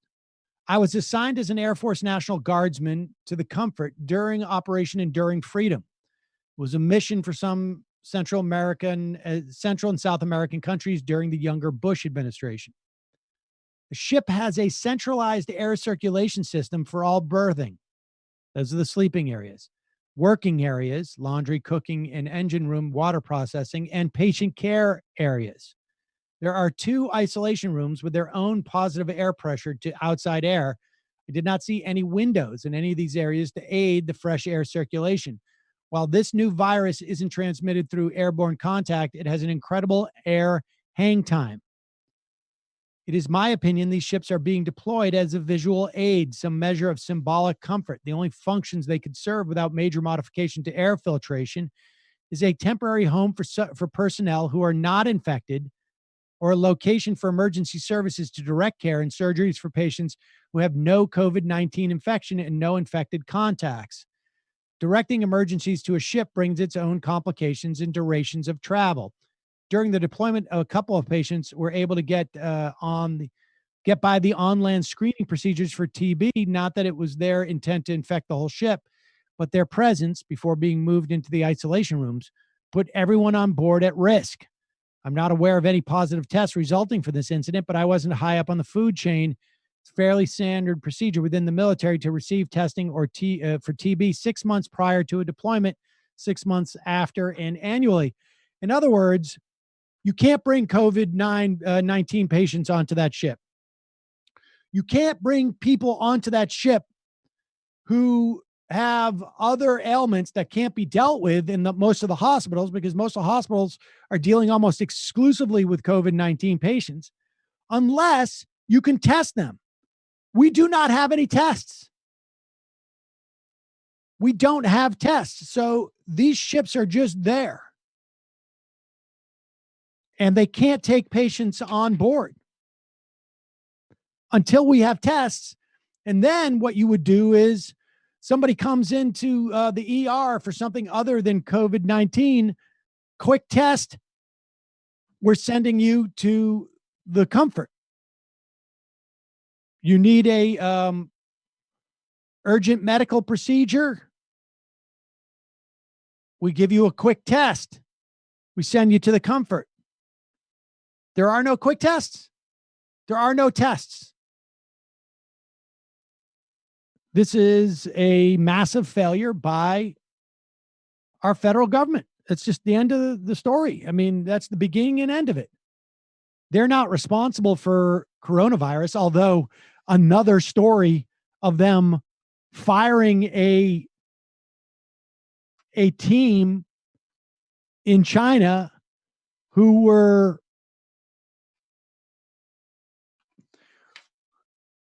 two months before the novel coronavirus is thought to have begun its deadly advance in Wuhan, China. The Trump administration ended a $200 million, a drop in the bucket, pandemic early warning program aimed at training scientists in China and other countries to detect and respond to such a threat.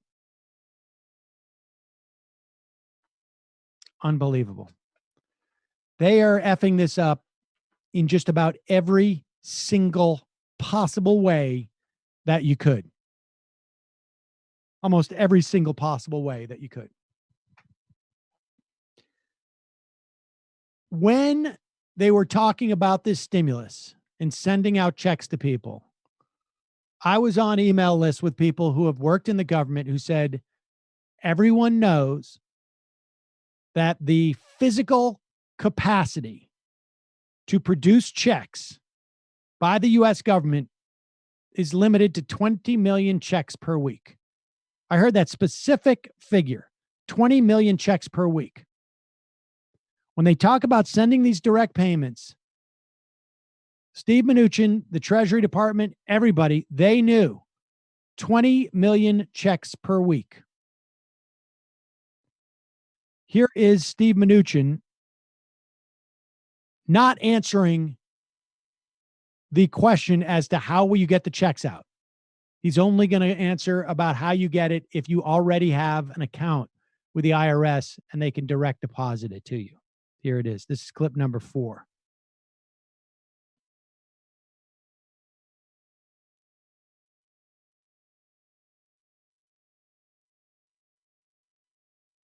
And that there's a tremendous power struggle going on between the Treasury and SBA, and that it's over process and forms is what they tell me, and that lenders are actually opting out because they can't make enough money to even search right into direct deposit. IRS now saying it could take 4 to 5 months. You're saying 2 weeks. Well, let me be clear. I don't know where let me be clear. I don't know where you're hearing these things. I told you this would be 3 weeks. I'm now committing to 2 weeks.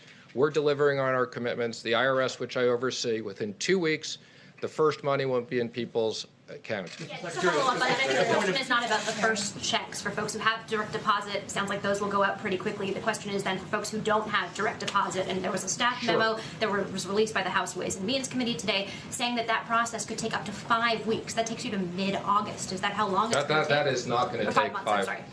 Again, let me just say, when Obama sent out these checks, it took months and months and months. I am assuring the American public they need the money now. What we're going to do is, again, if we have your information, you'll get it within 2 weeks. If you Social Security, you'll get it very quickly after that. If we don't have your information, you'll have a simple web portal. You'll upload it. If we don't have that, we'll send you checks in the mail. So in other words, there are people who aren't going to get checks for 12, 15 weeks. I mean, I don't know. I don't know if it's going to be like, if your name starts with an A, you'll get a check in a week. If your name starts with an S, may have, I don't know, 7, 8, 9 weeks to wait. There he is.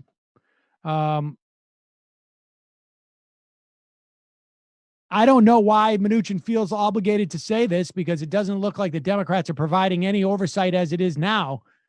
But now, understand that during the stimulus fight, the big thing that supposedly everybody wanted was oversight.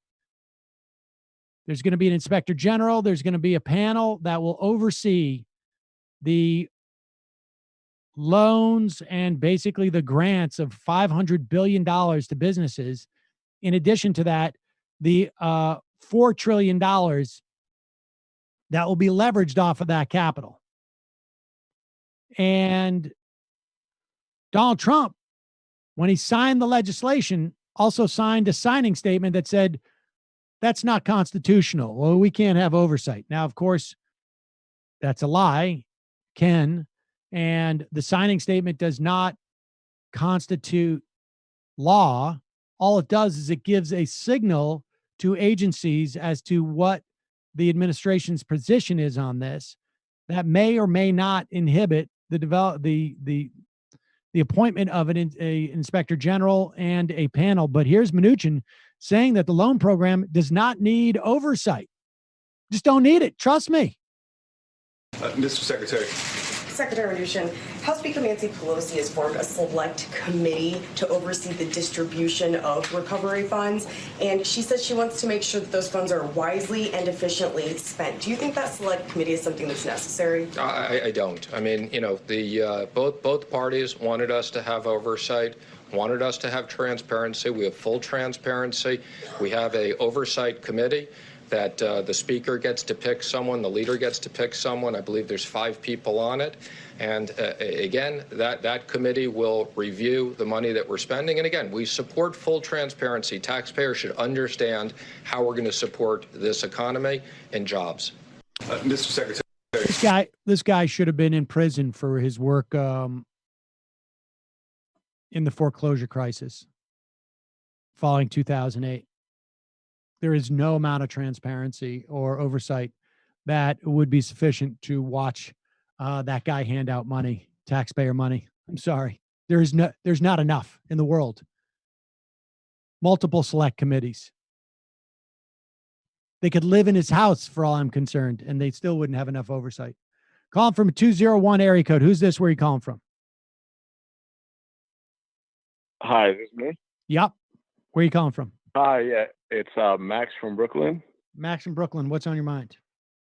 Hey, I just wanted to know if you could highlight the effect that this is having on Black communities. It's been massively disproportionate. There was some crazy numbers out of Michigan. The numbers out of New York City have been horrendous. Just today, Charles Emblow from the New York Times shared a photo that was taken today from ABC of the 2 train packed with essentially nothing but Black people, presumably going to work. I don't know how you would feel about this, but looking at some of the numbers like Louisiana, Mississippi, I mean, I don't think it's hyperbolic to refer to this as like an ethnic cleansing in terms of the effect that it will have. And I was just hoping, if you could shed some light on that or highlight it. My understanding is the numbers in Detroit are something to the effect of like, or in Michigan, I should say, that these are just off the top of my head, but African-American population there, I think, is about 14%, and 40% of the deaths are African-American. I think a lot of this may also have to do with basically class too. And you have a tremendous amount of people who don't have the privilege of working at home. They don't have the jobs that can be done at a distance. They're going in. They're having to travel into work. They're having to either drive in some instances or take the train. And I don't know. I've seen reports that the subway is okay, but they're going to have to go into work, and they're having to be out and about in a way that a lot of people are not. But yes, the data that's coming in is showing that African Americans are taking the brunt of this disproportionately. We had that city in Georgia, Albany, Georgia, which is has a significant African American population, and I don't know. I think we're going to need more time to figure out exactly all the reasons. Part of it could be that some churches were, late to this. I don't know. I don't know what's driving it, but I imagine it's also, maybe a function of media, maybe a function of not having primary care doctors who are warning people. I don't know. I think there needs to be more work on it, but you're right about the sheer numbers. It's crazy, and it's incredibly disturbing. Can I just say one last thing? Regardless of the reasons, and I definitely hear everything that you said. I think that when it's all said and done, something is going to have to be done specifically for these communities, because I mean, it's things were woeful to begin with, and I mean, they just cannot sustain. And I mean, I'm Black, but I'm saying they and all that stuff. Like they just cannot sustain what is about to happen, and it needs. And I personally feel like something needs to specifically be done to remediate this. Thanks for taking my call. Yeah, let me just add too, Max, the other factor, right? Like, because there's so many different factors at play here. I would bet that the other factor is understaffed, underfunded medical care. Like one of the things that we could be seeing, and I think we need to, we're going to know more in the coming weeks. You look at like in Italy where they had massive, mortality rates. It's a function of hospitals getting overwhelmed, and then basically just a significant number of people just like, we can't try and save them, so we're just going to decide. And I would imagine that one of the factors at play here is folks living in an area where the hospitals are completely understaffed, under funded, have less supplies, and the hospitals tend to be overwhelmed. But this whole thing is just, providing a series of spotlights on pre-existing problems that, canary in the coal mine type of situation here. And all the canaries are getting slaughtered as, parts of the other coal mine are starting to feel some of the pain. Appreciate the call, Max. Thank you. Calling from a 281 area code. Who's this? Where are you calling from? Hey, Sam, this is Cody from Fort Worth. Cody from Fort Worth. What's on your mind, Cody? Hey, I was just curious. Do you think if Biden does get elected in November, I mean, do you think there's any chance that some of the more progressive Democrats in Congress can, push him to the left and, push for Medicare for all? Do you think that's a possibility?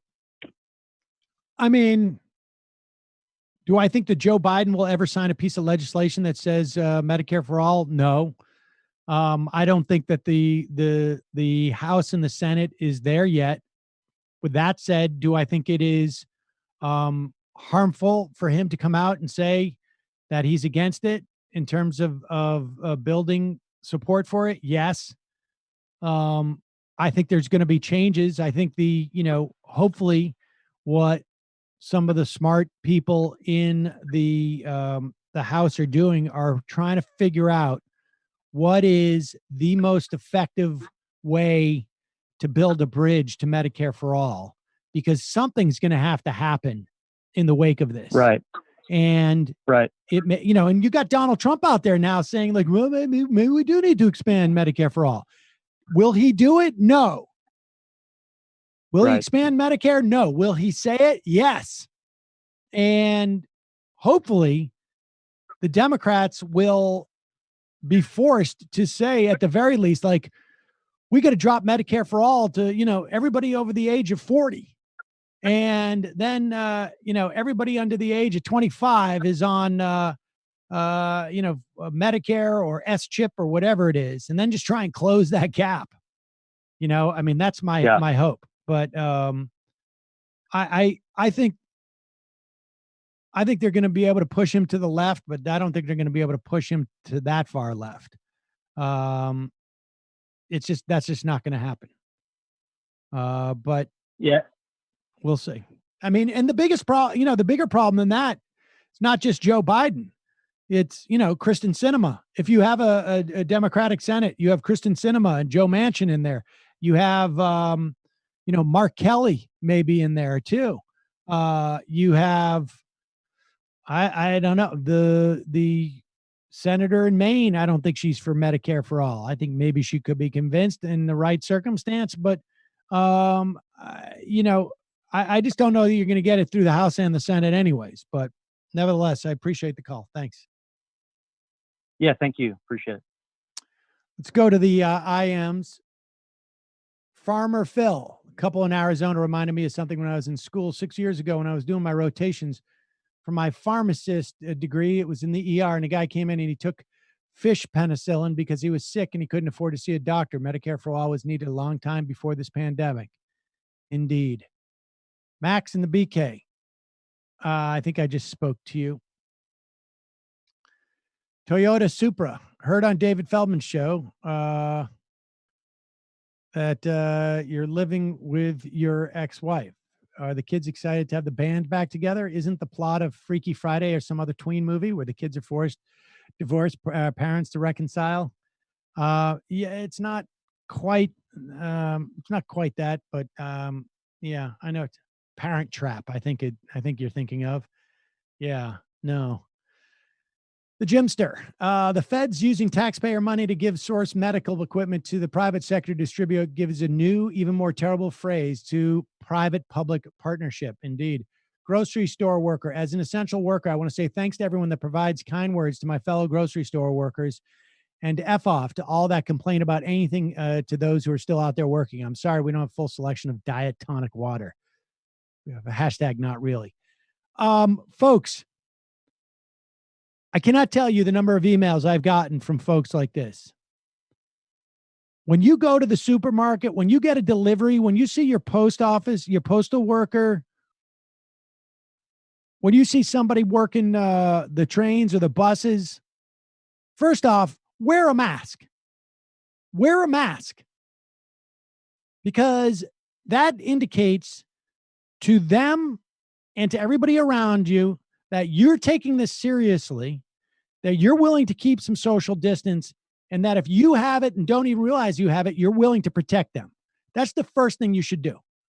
Wear a mask. Every time you go out with a mask and it's an uncomfortable situation, like, oh, I'm the freak who's wearing the mask type of situation, right? You are training everyone around you that it's okay to wear a mask. You are basically signaling that this is okay. Get comfortable with it. I may look like a freak now, but in 2 weeks, we're all going to be doing this, and we could save a lot of lives if we all just do this now. And then on top of that, if anybody's working out there, realize that they're working out there because they desperately need the cash, or their services are desperately needed by everybody else. So don't be an ass. Just, we need to get through this. We need to do this now, and we're going to need to do this for months and months and months to come. We need to be generous with other people. We need to be generous with them, with like donating stuff to, where we can donate, but we need to be generous in spirit. Understand everybody is going through a nightmare right now, and just be extra friendly. You're not in a hurry. Everybody's got a snow day right now. So just be cautious. If you have gloves, wear gloves. If you have masks, well, everybody has masks. Look in your drawer. You got a t-shirt. All you do right here, you cut right across here.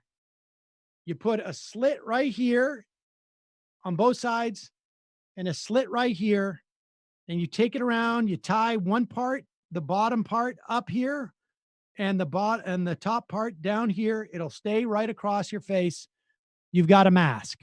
That will protect you, but more importantly, it will protect everybody else. That's what the checks say. My mask protects you. Your mask protects me. We need to have more of that spirit just in general. And if you're in a community that people aren't wearing masks yet, go out, wear a mask, show everybody that it's not that big of a deal. And please, please, just be decent to the people who are working at the pharmacy or the supermarket or wherever they're working. Be nice to them. Joyce from PA. In Katrina, search and rescue workers from my town went to New Orleans and were turned back because Bush Brownie didn't want free help. They had their contracts for their buddies to fish the dead out of the waters. New disaster, same Republican MO. Sam's Tinder profile. Hey, babe, swipe right for a man with one job that's corona-proof, yelling angrily to a few thousand of my closest friends 4 days a week. Indeed. Local pizza historian. Can we all just take a moment to get that Sam knows the word cosplay? Is that, well, I've had to be told about it multiple times. Please don't give name. Okay, I was stationed on the Comfort for a few months in the 90s. They should not be taking COVID patients on board because of the confined space on the ship.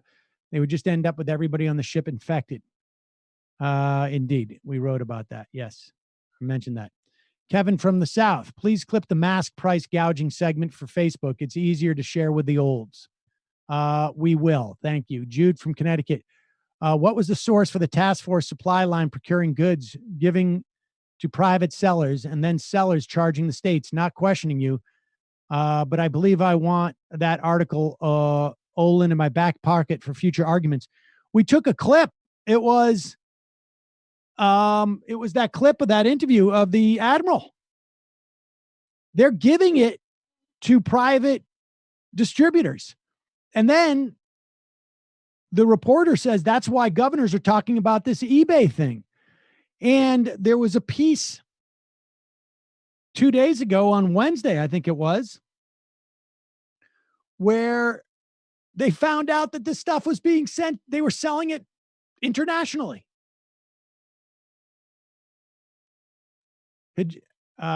Hegemony Cricket. Thank you, Matt. Catch 22 is my favorite book, and selling these supplies is like Milo Mindbender. Rogan Meathead Caucus. Watching the Republican response to COVID ought to give people enough motivation to vote for Biden, even if he's shitty. No way a Dem administration bungles something like this bad. Absolutely not. Absolutely. I mean, without a doubt. Honestly. There is, I'm sorry. The bottom line is anybody wants to debate me on that. Bill Clinton, who I can assure you 15 years ago, you could not find anybody who was more public about their criticism of Bill Clinton, who wasn't working specifically for an NGO that deals with poverty or unemployment than I. But Bill Clinton, the one thing that he did well was FEMA and disaster response. And there may have been other things, but he unquestionably, that's what he did well. And there is no way in a million years that you have a situation with a bridge airlift and this stuff going to companies and being allowed to price gouge. I'm sorry, under a Joe Biden administration. Not happening. Not happening. There is no circumstance, I believe, where a Democrat coming into office would get rid of the pandemic task force that sits on the National Security Council or their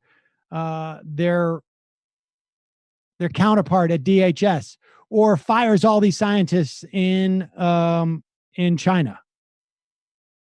I mean, I get the critique about Joe Biden, and believe me, I've been making that critique for professionally for 15 years. I was calling him the senator from MBNA before most people, well, not most people listening to this show, but maybe a significant number of those people were, contemplating the senior prom. But there is no doubt that any Democratic administration is going to deal with this type of stuff significantly better, measured in thousands of lives, than, I mean, just look at what's going on with the governors. Just look at this response from the different states. Compare Florida to Washington State. Compare Florida to California. Compare it even to New York. What we're going to see in Florida is just going to be devastating. Compare, I don't know, Kentucky to Tennessee.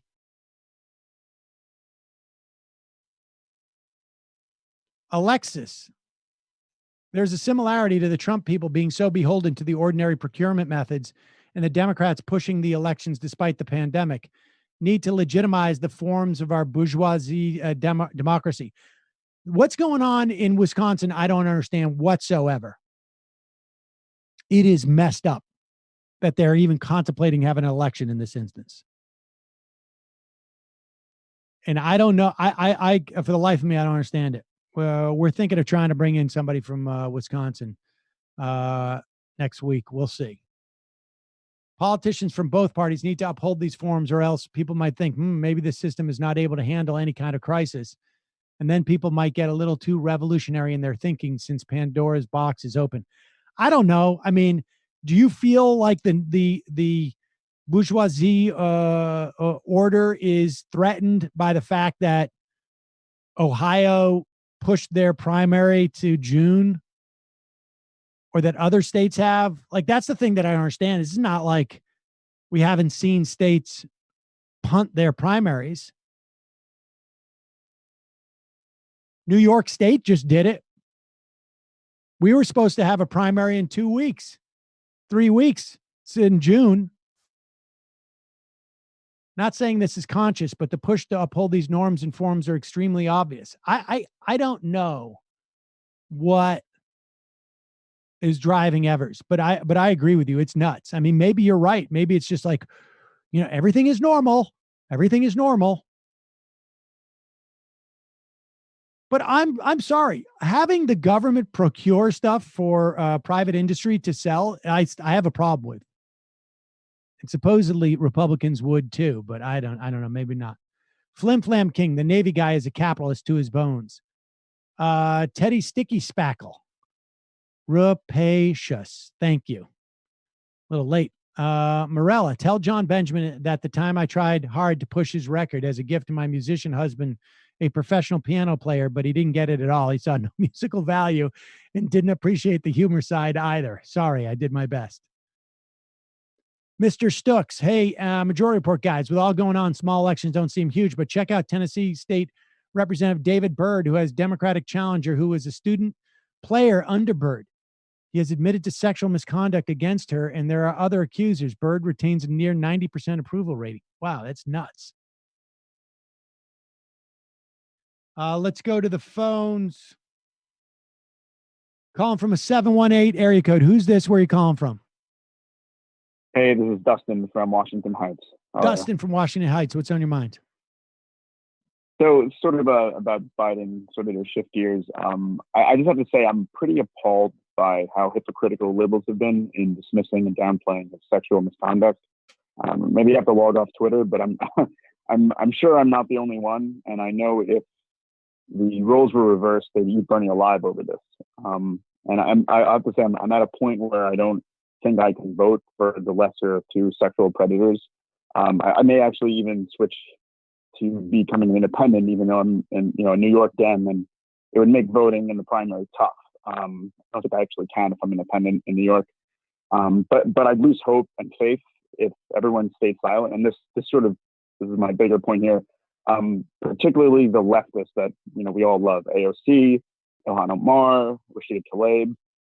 I'm sure they're aware of what's happening, and I just want to say the most important part of the primary for me, at least for Bernie Sanders, was his endorsements from them. And I was on the train, and I went nuts when I heard after the debate that they were going to endorse him. I attended the Bernie's back rally.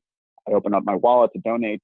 And I'm just going to be really sad if none of them bring it up. And I know it's sort of wrong to play political football here and to burden three marginalized congresswomen of color, but they're really all we've got for the future, at least for me right now.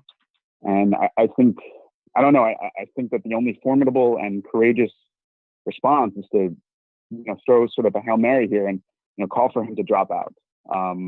Due to all of this, especially, in light of, Tara Reade's allegations, which seem very credible and irrefutable.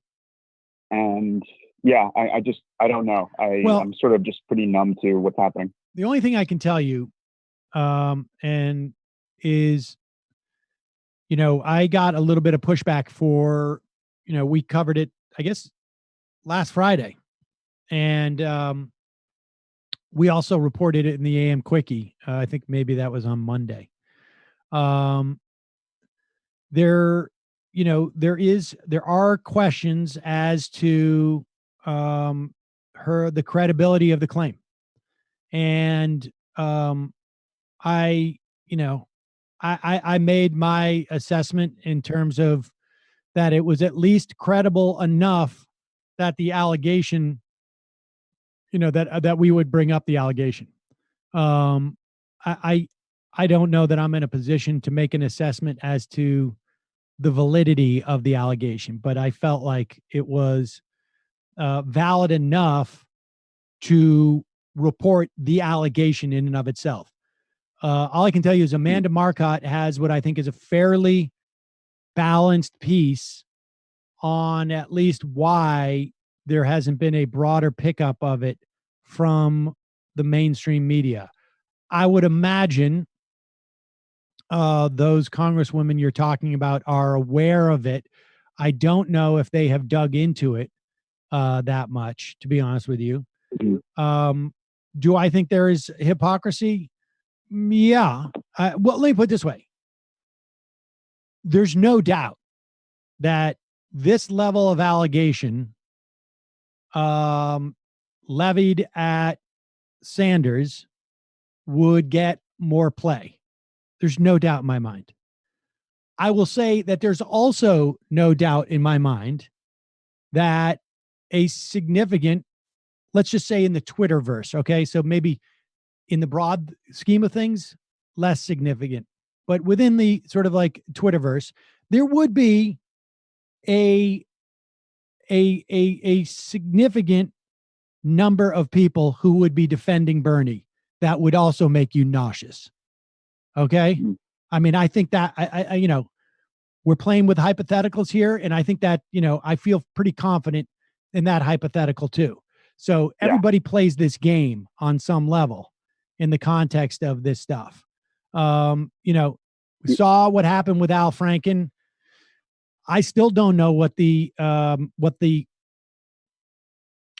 ethical answer was. I have some, my from a political standpoint, it was what it was. But I don't know. I really don't know. If he should have resigned from an ethical standpoint. And these are things that we can't tell. I just sorry, I just want to jump in. I saw people refute some of Amanda's points. I mean, I just being on Twitter, she's pretty like. I get it. Just read the piece though. And read the piece. Yeah, and like no. I saw some of it. They said they were contradicting. So I have to go back, but they were contradicting some of her points on Time's Up. That they're saying that it actually, like, she was actually like muddying some of the details on that. Well, she might have been detailed. I mean, look, Time's Up is one issue. The other issue is just like what the media has been doing. I would read the entire piece, not just the critiques on Twitter that you see. Okay.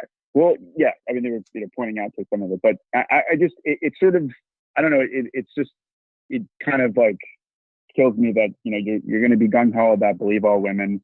And, after Brett Kavanaugh, and I think I was looking back at the times of when the allegations for Franken came out, and again, this isn't just one with Tara Reid. There was several when he first got into the race, Joe Biden.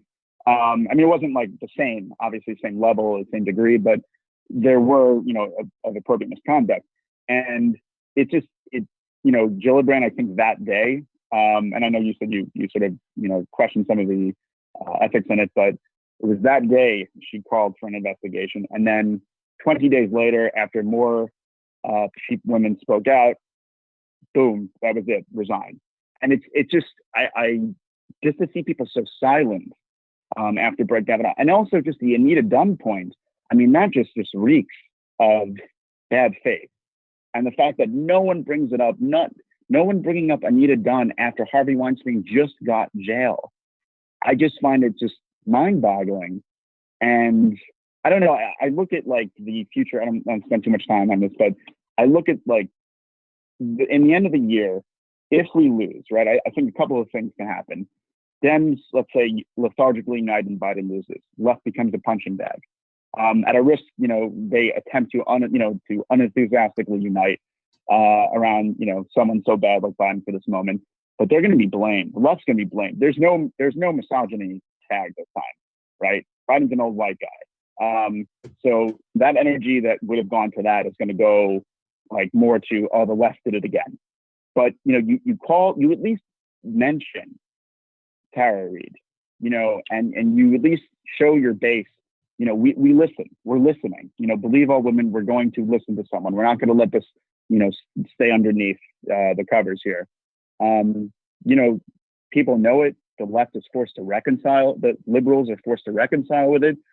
If Biden loses, you at least say, "I told you so." Maybe some more people wake up and say, "At least these people were honest and consistent." Some people on the left. I don't know. I just think that there's a lot of risk here. Here's the bad news. Okay, people are not consistent. People, not Democrats, not Republicans. People have motivated reasoning. People change their perception of reality based upon who it's going to benefit. And that's just the reality of it. And that's going to be the case whether you're an independent or a Democrat or a Republican. And I think, one of the things that, over the doing this and just is that you realize that there's this sort of like built-in hypocrisy that's going to exist, and that and look, I see it. I've seen it in the context of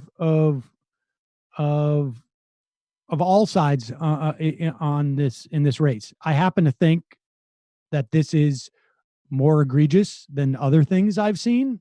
I'm not making any type of false equivalence. Part of the reason why I don't like Joe Biden is because of I think like there's a certain lack of integrity that goes with a guy like Biden. And a distance from this stuff that people who will support a figure like this have. I don't know how to express that better right now. I'm too tired, but but I understand. I mean, I understand what you're saying, and I just I wouldn't. I don't know if your reaction is one that necessarily makes sense to this in terms of like, on the Sam Cedar, practical, utilitarian, Thanos worldview. But I don't know if I have a better one to give you. So it's tough. It's really tough just because, like I said, it's the trajectory of, Bernie Sanders' primary has been really about, I think, pivotal moments. I think the Bernie's back rally was one massive one. At least when I was there, I felt it. The endorsements were so crucial, especially all the progressives from Congress that came out for him, all the New York progressives, which, is closer to home here. Felt really good to see a lot of, New York be bluer than I expected it to be, just by saying they supported him. And then, of course, his wins. But to see just the coalescing, and it's just incredible. You talked about this a lot, and as have I, and we're all thinking about it, but how much has happened in the past month and a half or so. I'd say the past 6 weeks, just the coalescing that happened last minute. And then you see the Tara Reid's allegations, the pandemic. It's like, I hate to be depressing on here, but it just seems so bleak. It really does. Well,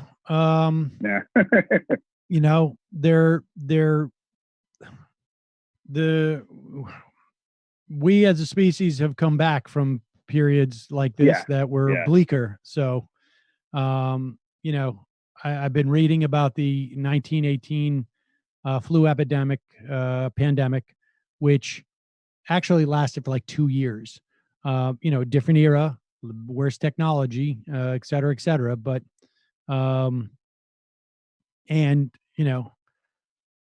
check out World War I. You know what I mean? Like there's been a lot of horror. That's part of humanity. We will come through this, and things will never be as in the way that you want them to be, Dustin, but they will marginal improvement can happen. And at times, sometimes you take big leaps in improving the lot of people. But appreciate the phone call. Hang in there, man.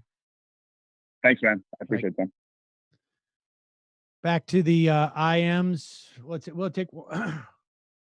I'll take one more call and then we'll do a couple IMs. You are the final caller of the week on this week's show, for which I don't have my fanfare. I'll give you one of these.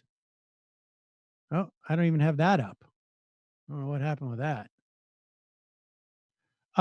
Who's this? Where are you calling from?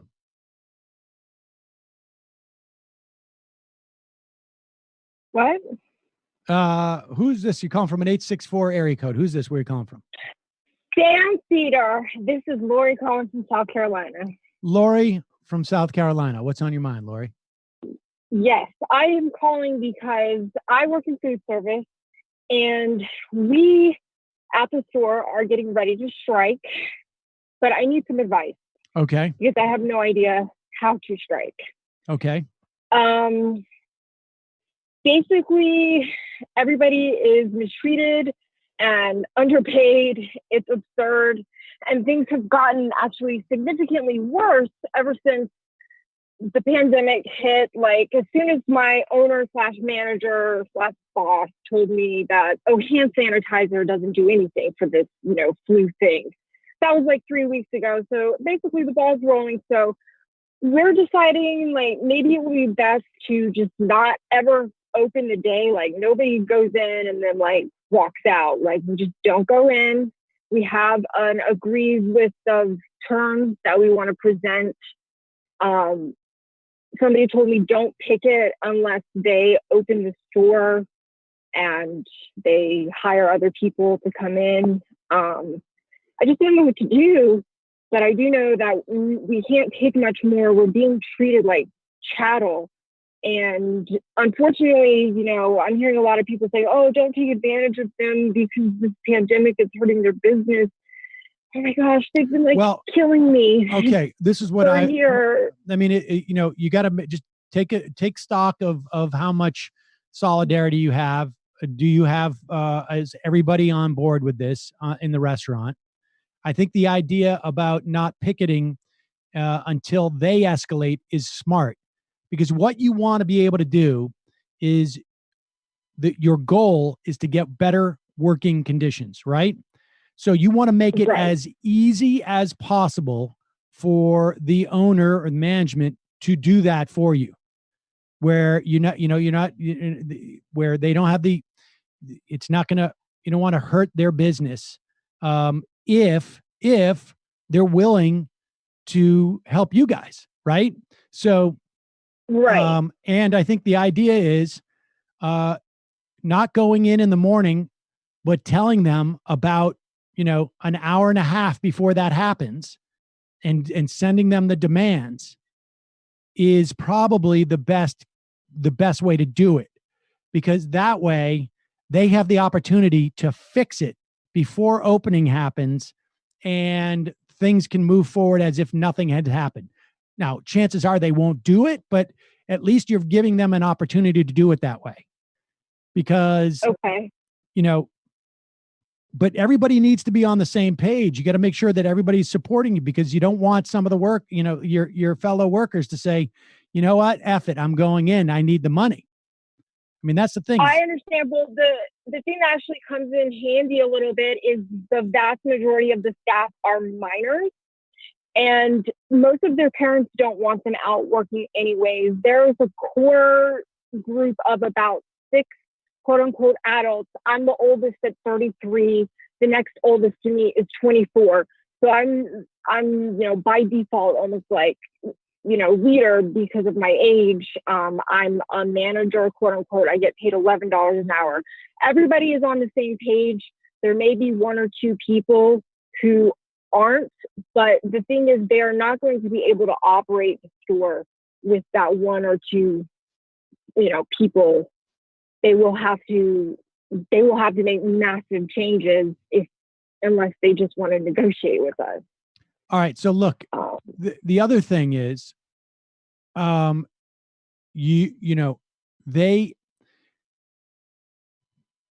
want to try and make sure that you're eligible for unemployment if the guy fires you. Okay. And so I think what you need to do is say, send an email saying maybe like, hey, Kevin, Mary, Bob, and Alice and everybody's sick today and really sick, and I'm not sure if they can come in. And you want to send that email. You have to understand, like, every time you write anything in terms of email, it's going to be, a problem. And maybe in some respects, you might not want to even send an email. You might want to call if you have the ability to call and say, everybody's call the owner. Yes. Like, in other words, don't have a paper trail in this instance. Yes. And yes, I keep being, and call and say, hey, everybody's feeling really, really sick, and I'm not sure that they can come in. We also are really, and part of it could just be anxiety over what's going on at work. And I have some ideas about how we can lessen the anxiety of people going into work. Here they are. Number 1, we want this. Number 2, we want that. Number 3, we want this. Number 4 is that. And I think if you can promise me those things and send me an email and tell me that you're going to raise the pay for people, that you're going to provide us with this type of protection that we need, I think everybody's going to feel much better about their anxiety, and all their stomachs are going to calm down, and they'll be able to work and we can open like nothing ever happened. Okay, that sounds like a good tactic. I was told, don't twist the knife too hard. And even though they are small business tyrants and they think of us as chattel, they also, for some weird reason, like, think they care about us. And I know they're going to be like shocked and hurt. Well, then honestly, listen, we're miserable. Then don't turn the knife on them. Be as gentle as possible, but just say, like, you need to be made aware of this. And, if you want, you tell them, look, there's a small business loan that you can go and get that will cover, a big chunk of our pay for the next 10 weeks. And tell them about that. That's part of the Payroll Protection Act. Help them out. Make it easy for them to help you guys. Make it as easy and as comfortable for them to help you as possible. But that doesn't mean go in if they don't. But make it easy. You don't have to. This is not about you being able to say, like, we beat them. This is about you being able to say, like, we're getting more money and we're safer. Your concerns are real. And those are the things that you want improved. And I think, you talk to them and say, like, you may not be aware of this, but, everybody is super anxious and it's literally making them sick. And I don't know if they can come in today. And I think this is what we need to do to resolve it from talking to all of them. Okay. Yeah, I think that's a good tactic. And then it may have to escalate after that. I think you could probably reach out to, even on Twitter and ask for some suggestions. Okay. I asked in the TMBS Discord. I haven't been able to check it today, but I kind of just cobbled together as much information. There's, funny enough, when you Google how to strike, there isn't like an infographic that pops up and tells you, here's how you go on strike. So reach out to folks like Jane McAlevey. Maybe she can give you a tip or two. Okay. All right. Well, I appreciate it. I'm nervous, but I'm excited too, because this is important. Yeah. Well, hang in there, it's Lori. Not just about me. Yeah. It's about everybody. All right. Well, good luck. Give them just, present it to them like you're giving them the opportunity to make this right.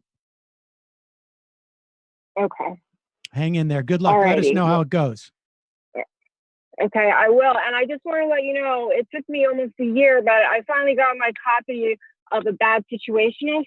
Ooh. And my personal movie review is I enjoyed it very much. Oh, well, thank you very much. That's very kind of you. Appreciate it, Lori. Yeah. All right, hang in there. All right, thanks. All right, bye. Thanks, bye-bye. Okay, that's it for phone calls, folks. We'll do 3 more IMs, and then we'll get out of here, and we will be back on Monday. Matt from Mass. It finally happened. Situation bleak here.